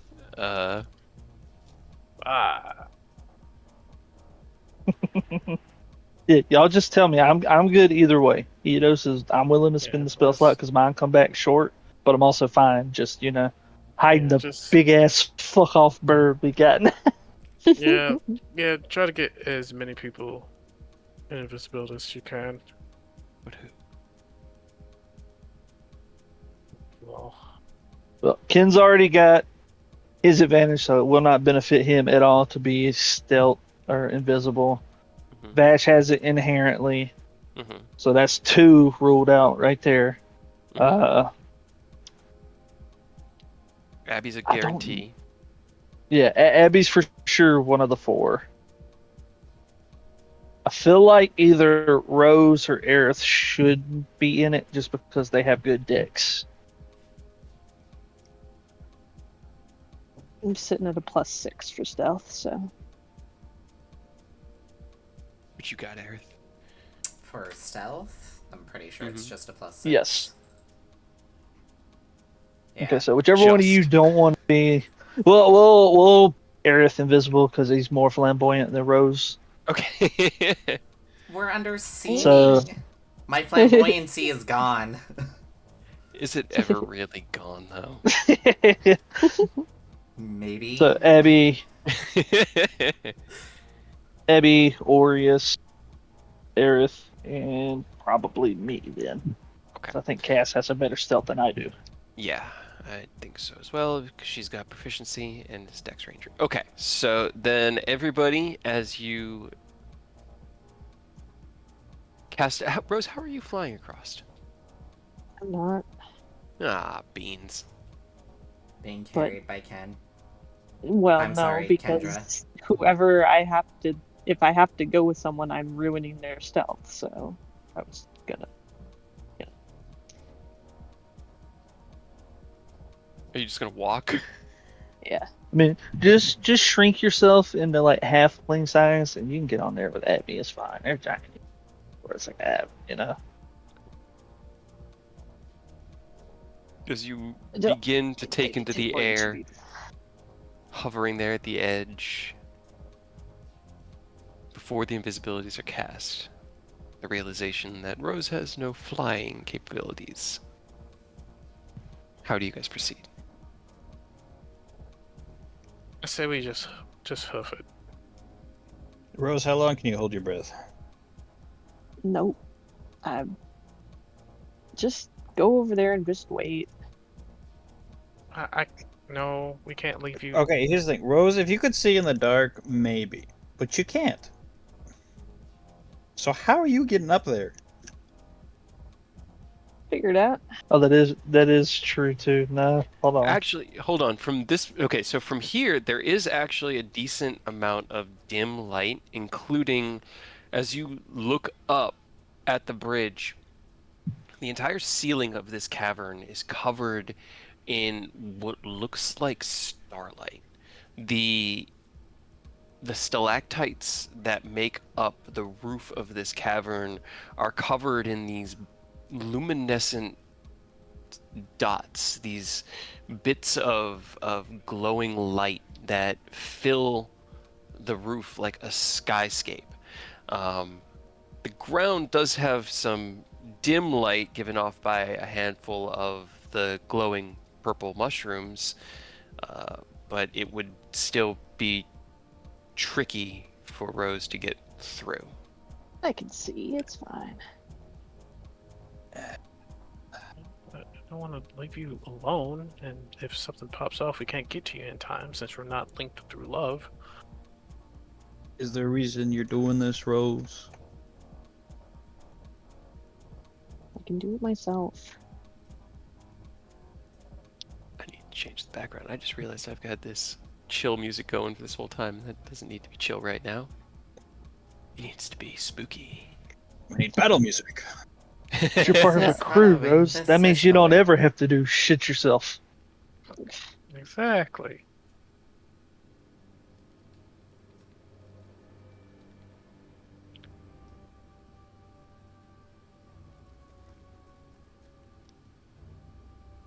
Do not give up your strength, Rose. This is just to you. A connection between you and him, not spoken aloud. Do not let the darkness consume. Al, please get your claws out of me. For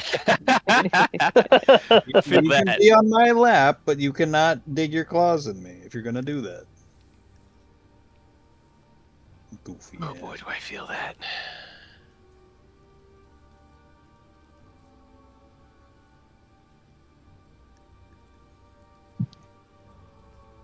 I don't need you all to solve my problems for me.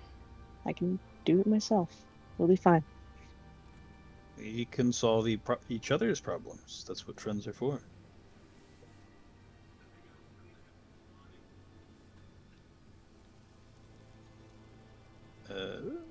Yeah, because we really just want to get over there. Yeah. We can just get over there right now. I got you. Sadly, I don't have anything that can make you fly. As much as I my wish I- my spell slots amount to Eldritch Smite if I get a crit, but you can just be there right now if you want, without them losing the ability to be invisible and flying over. Oh yeah, you can do that. Because you We can could just get that a little across. Yeah, there's plenty of room for sure. That works. There you go.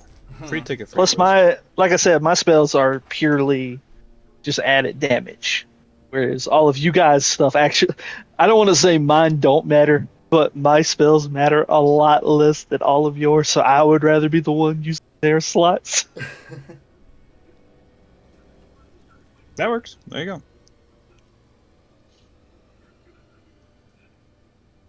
And if we need it later, Then you have all your health.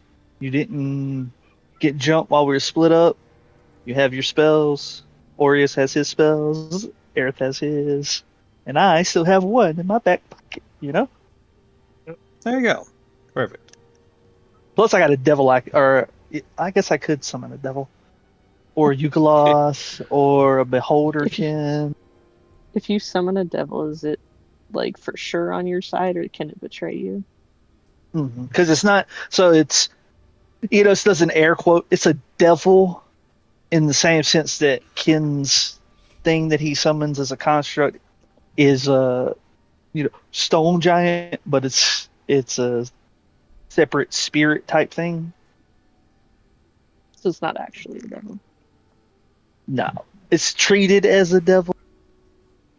Like in universe, it would probably be a devil. This is Earth to Fox out of character, but yeah, it's not like an actual devil. It's a fiendish spirit that its stats adjust based on like the level I cast it on. So it's supposed to be on my side for sure. Supposed to be. But it also doesn't have enough HP that if it turns against me, it's a problem because I can almost guaranteed one shot this thing. And then we just have like 2d10 plus spell level fireball damage potentially. But, that's neither here nor there.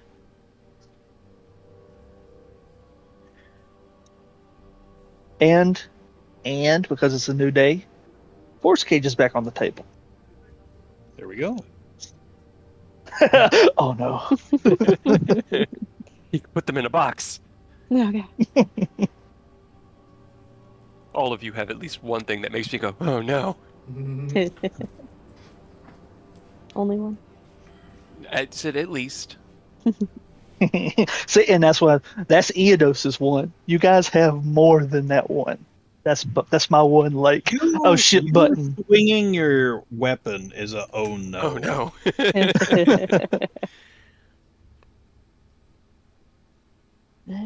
Fine. All right, you got. I know Aerith can see as far as I can, so he knows where it is. And Ken saw where she pointed, so you'll be able to see it. So we'll be waiting for you guys at the little door. Okie dokie. See you there. Ash hops Alright, onto the invisible eagle. Hell yeah, dude. Lay flat All right, so it get looks us like you're all flying. dimension door on over, Rose. All right. Reaches out a hand, places it on Rose's shoulder, and in a flash of dark shadows, they're both gone. The 5 of you, or 6 of you, remain. We had Abby. Guess at this point it'd be Abby. I think everybody except for Vash and Abby. Cass. Abby would be under invisibility. So Yeah, talking that through, Eidos would have casted invisibility when we were finally ready to go. So now that he's dimension dooring, he's not including himself in that. So yeah. okay. I think even He'll- Cass should get included since Ken can't really benefit from it, just mechanically speaking. Yeah. Yeah. Then Vash will roll with advantage, Cass rolls with advantage. Everybody rolls stealth with advantage except for Ken, who rolls it flat as you make the cross. Well, we all have the Do I D4. just Those two do are. I click advantage and then roll it since it's I don't know. It'll probably still roll at a disadvantage. Oh. You just have to take the first one. Dirty oh 20. there it is. Hey. There you go. Hell yeah, dude. All right. That is that. I mean, that's good amount of successes. I'm gonna roll just to see how good, but Hey, That's a lot of 21s.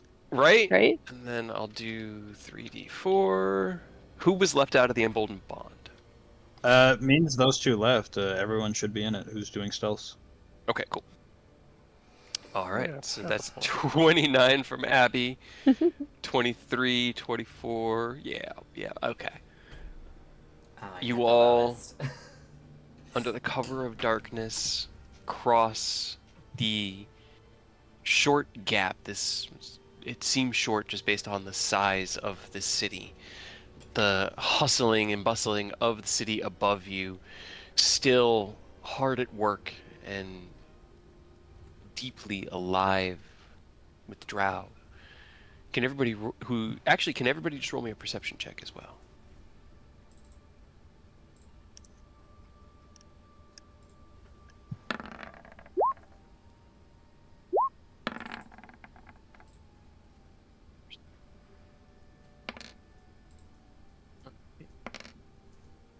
Hey, at least that one on the stealth check can. Right. Abby's still rolling good, even though that should have been normal. As a giant eagle, he does actually get advantage. He does, right. Yeah. Okay. As you cross, Aureus and Rose. Aureus, you see it above. Let's see. And Rose, you hear them about maybe 60 feet away from you as you and Iados appear in that flash of darkness at the edge of that precipice on the opposite side and back into the in a corner alcove over there on the opposite side to hide and wait for the rest of your party. A small group, maybe a half a dozen or so of soldiers searching the culverts around the bridges, the small passageways underneath and off to the side used for maintenance of the bridge itself. You hear them shouting instructions and orders to each other. Nothing I have found here. Move further down the bridge. We'll continue our search. The resistance must be using these somehow. And after the attack on the mine, Lord Venerus has instructed us to be vigilant in the defense of the city. Simultaneously, there is a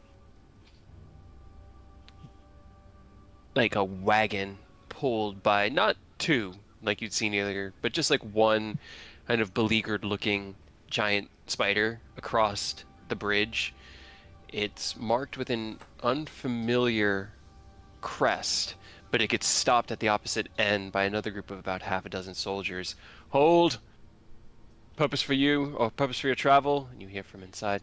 This is a delivery of foodstuffs for the Imperial Palace itself. Writ of transfer. There's a shuffling of papers that you hear above you, Rose. Here you go. Very good. Make a direct passageway for the palace walls. Do not deviate. Once you are within the walls, head straight for the reception area and do not go anywhere else. Continue. You hear boots on stone just at the distance as the rest of your party arrives. The of the claws at the edge. You see Vash. No, you do see Vash because he wasn't invisible. You see Vash hop down, but you don't see Cassian.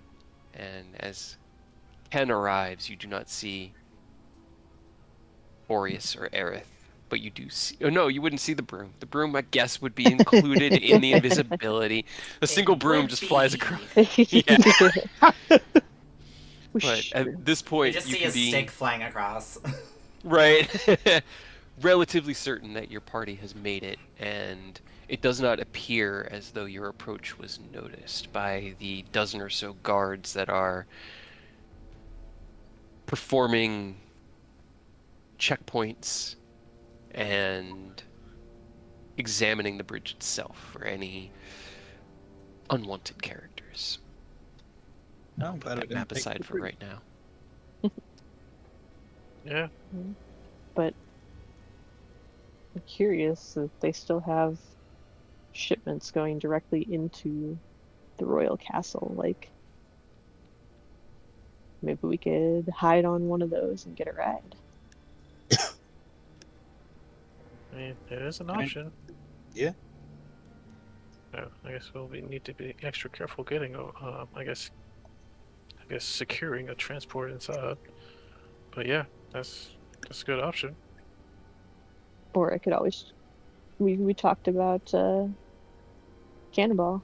Always down for that. Literally Yeah. anytime.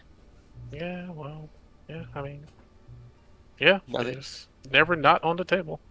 now that you know you can survive a fall from any height, it's your Right? own option. The problem is we have a bunch of young ones with us who could not. Nah, they'll be fine. What, Put them in a bag So of what's that holding. can happen? you know what? That's a story for later on. Maybe over Right? dinner How do you you can feel? tell us what all of this Operation Cannonball is. I just like how do you feel about falling from like 2 miles Not in the air? fond. That would Aw. the height. The ceiling's only about 1,000 feet anyway. Okay, so How do you feel 1,000 about feet. falling 1,000 Easy, feet? right? About the same as I felt about falling 2 miles. Ah, easy. Can There's roll. a very, very soft "Haw" from the giant eagle. Oh, all right. Drop the polymorph. Thank you. It was interesting flying, but I felt myself wishing to hunt birds and dig up grubs, and that is very odd. It's a lot quieter though. Much quieter, and my eyes were quite keen, although my nose in this shape makes up for the difference. Shall we continue? Yep. Do you drop the invisibility on the party? Probably not, honestly. If we're gonna be Okay. trying to stay sneaky, might as well maintain it. Right. You know. Okay. Do you guys want to... Are you approaching this rendezvous sneakily? Do you want to go in with stealth? How do you want to proceed? I would say so. Yeah. Approach it sneakily. At the very Okay. least, At least, when we confirm that we're safe, we can right? let At least those like two decide whether to drop it or not. scope out the place a little bit. Yeah. And everybody give me another stealth check as you... Some of you invisible, some of you visible again. Or still visible. Make your Alright, way... That still should have been an advantage for him. Oh well. 19 holds. You got a D4. Another 16. Yeah. Yeah. Well, unfortunately, if you're gonna keep going for a couple more minutes, I gotta skedaddle. Yeah, no, we're getting Oh, right to... okay. Right, 9:30 was my cutoff point. I knew Okay, that cool, was cool, our... cool, cool. That was our hard point, so I just wanted to get us... I kind of wanted to get us through the next scene, but I'll get us up to the next scene, and then we'll leave off. Yeah. Because you never know. Could be a battle. Yeah. Nuh-uh. Yeah. Never. That Never doesn't would sound like. Never a battle. Yeah. Down here, dude? No way. We've never fought a day in our lives. 25... I'm a pacifist. Alright. And let me roll... Okay. Okay. Final stealth numbers after...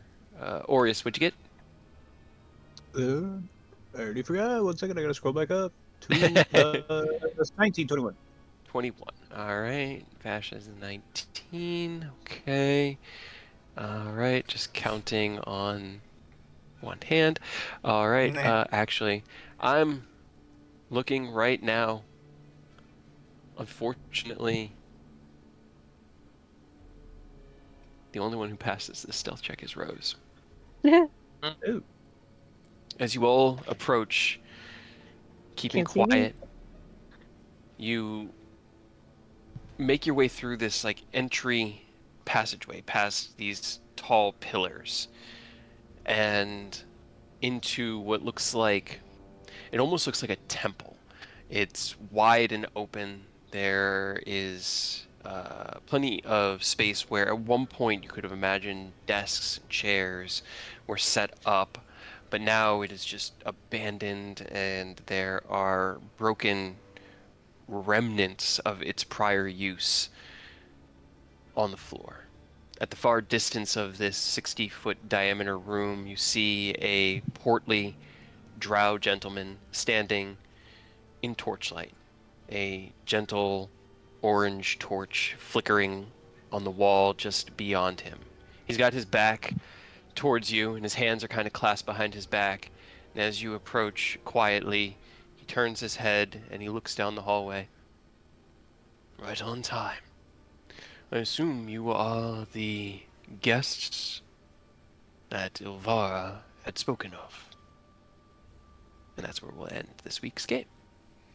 Hey. Nice. Fireball. I knew fireball. Yeah, I was having you guys roll stealth checks. I was like, well, he's actually on guard, so I'll give him an active perception against his natural perception.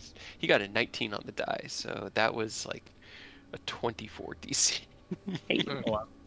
Hell yeah, dude. He was on point, but you have made it here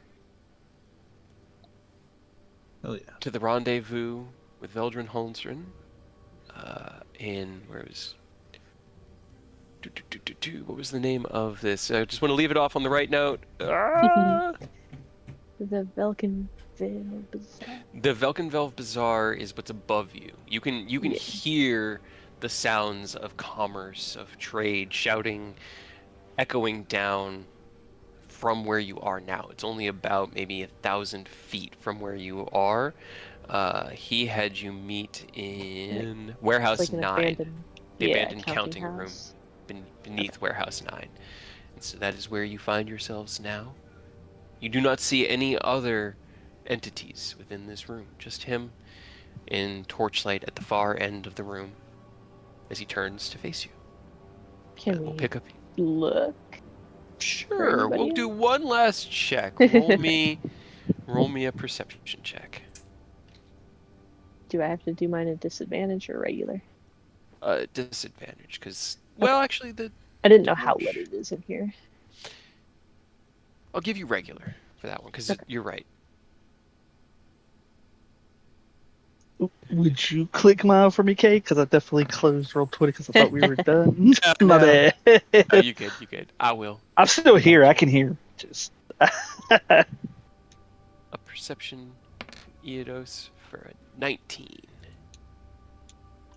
Okay. Well, that okay. I don't like that. Okay. Rose and Eodos, because you guys had rolled. I'm not sure if Aerith and I see Ken also dipped, Yeah. but it'll be fine. A 30 perception.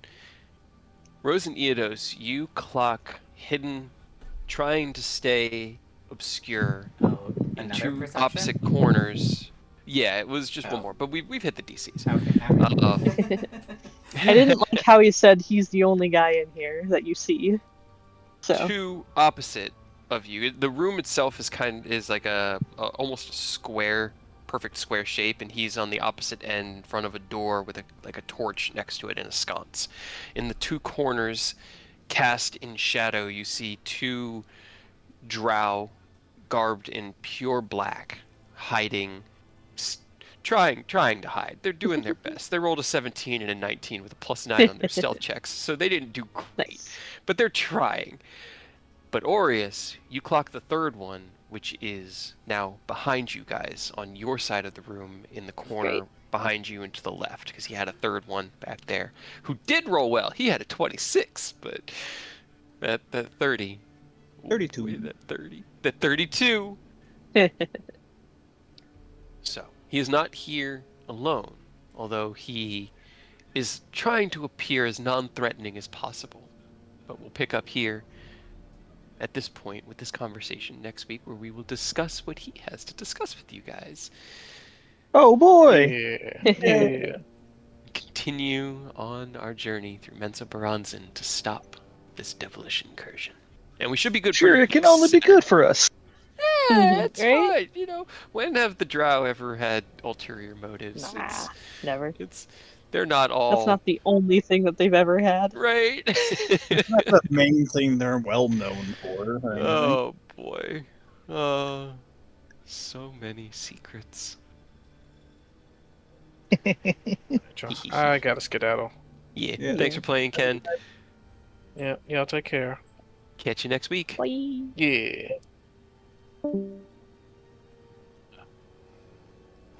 I should Maybe probably next go week too. we'll I get back to Dark Brotherhood. right? Maybe. I will have work until. Unfortunately, I might not be able to do Dark Brother because I'm gonna have to Oh. work until 6:30. Oh, jeez. But yeah, I was able to be like, hey, I could pull a half day because you literally like hired me yesterday, so Meh. I could work till 4:30. But we already rescheduled our D&D game for this week to Sunday, so I really want to play it, and that means I got to be out by 4:30, and she was cool with that. And then she understands that I'll be out at 4:30 on Saturdays as well. So give me time to get home and get a snack and hopefully review my notes like I did today. I tried as best I could to get everything into order so that I knew what I was referencing tonight. But Hell yeah, we got to the meeting. right?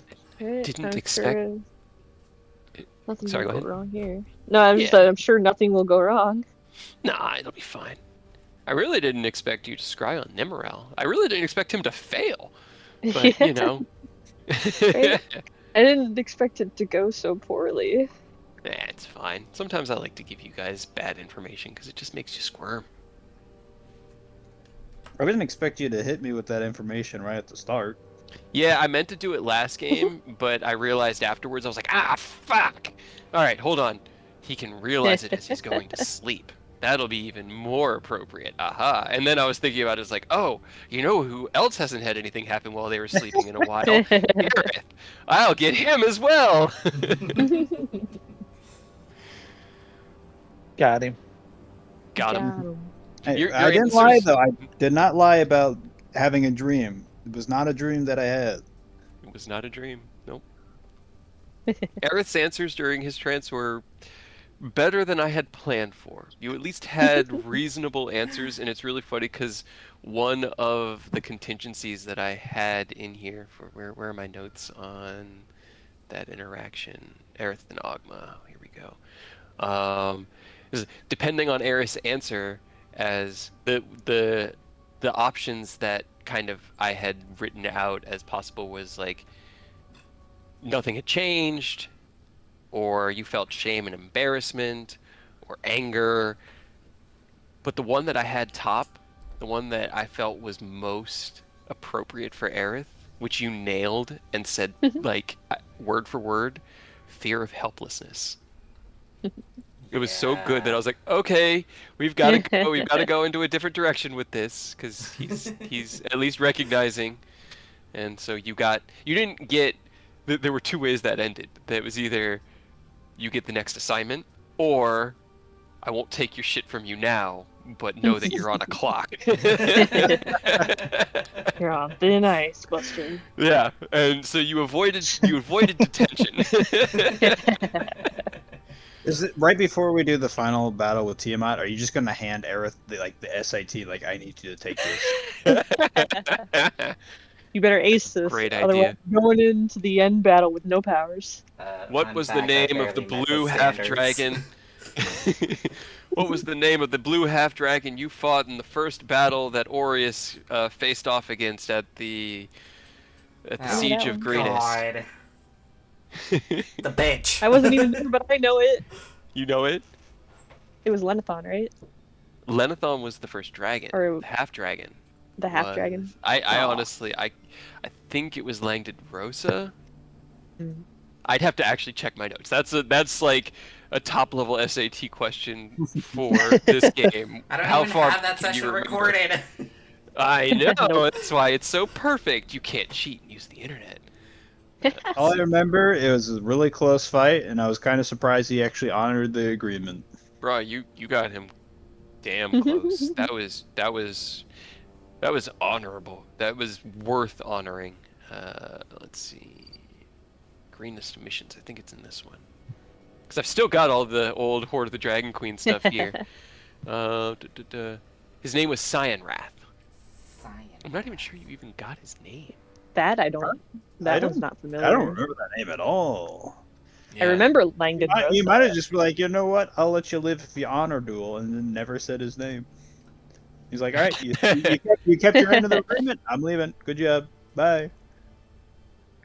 Defenders of Greenest, this has been a successful night, and I'm feeling generous. Do you see these 4 pitiful, useless prisoners? We have no need for them, so I'll trade them back to you. Send out your best warrior to fight me, and you can have these 4 in exchange. No, his name was Langdon Rosa Cyanrath. Okay. Okay. I did I that remember right. Okay. Langdon Rosa. He just never gave his last name. Yeah, I never gave his last name, and then for some reason they only call him by his last name in the rest of this block. But his name was Langdon Rosa, and he was surrounded by 16 kobolds. You fought in a ring of kobolds, and you fought. That was damn close. Let's see, judging by the stat block now, he had 57 hit points. Dang, weren't we level 1 or 2 at the time? You were level 1. You didn't get 1. level 2 until you finished Greenest. That was insane. The fact that you managed to hold your own was real good, and it spoke volumes for Aureus's character. I think I also missed the recharge on my lightning breath every round, like I do. I do think I got You really still do. lucky too. I got like a lucky crit like immediately off rip. Yeah, and I was rolling like shit, but that's just how the story broke, and that made it so much more impactful. I don't know, it was really cool having. It was the same way. I still remember like Rokai was an adult red dragon taken straight from the books. All I did was max his hit points, and that by that point, ever since we left Tomoakan, I had to do that. That was just sort of like, all right, theoretical maximum. He has 60, 12 plus 18, or that would be like Langdon Rosa at theoretical maximum would have had. Was that 90 hit points? Yeah, 90 hit points instead of 57. So it increases it by like 30-40% instead of just taking the averages. And you guys had Rokai under 100 hit points. Motherfucker was like a CR 15 red dragon. You were level 8. Right. I was so impressed. You're like, uh-oh. I still remember he was down to 92 hit points when he finally killed you guys. Because you were fighting tooth and nail. It was so brilliant. It was good. I love it. I love having combat with you guys. You dodged 2 combat encounters tonight. Let's go. Hell yeah. Yeah. Man, I'm so glad you didn't go through the undergrowth on your own, Rose. There was a combat encounter down there. There wasn't really any way I could think of to do it that didn't fuck someone else over. So I just wasn't going to say anything until everybody else left. That's why we talk with each other. We're gonna have a family meeting after this. Something's going on with Rose, and it's not good. We need to talk about it. I'm sure it's fine. They downed a bottle of heavy liquor last night. That was your first sign that things were going off the rails. Yeah, that and like Rose ain't playing no funny games anymore. He's like, I can turn you into. Well, I forget what you said you were gonna turn Aureus into. It's like, whoa. We were I just said you could be an Anglerfish. an anglerfish. You were talking about being an anglerfish. You want to be an anglerfish? We were just talking about just the tone. Like, I'll turn you into an anglerfish. Like, whoa. We're just trying to have some fun. Are you all right? You still smell of alcohol. You good, Chief? Zen is concerned as well. Fine. So But we can call Taz and Thorn again. Yeah, I'm sure that'll make everything so much better. Rose might actually flip a shit if we called them. Yeah, that's kind of against the bro code. You don't go to somebody's SO without like at least trying to talk to them first. If you try to talk to them and they don't listen,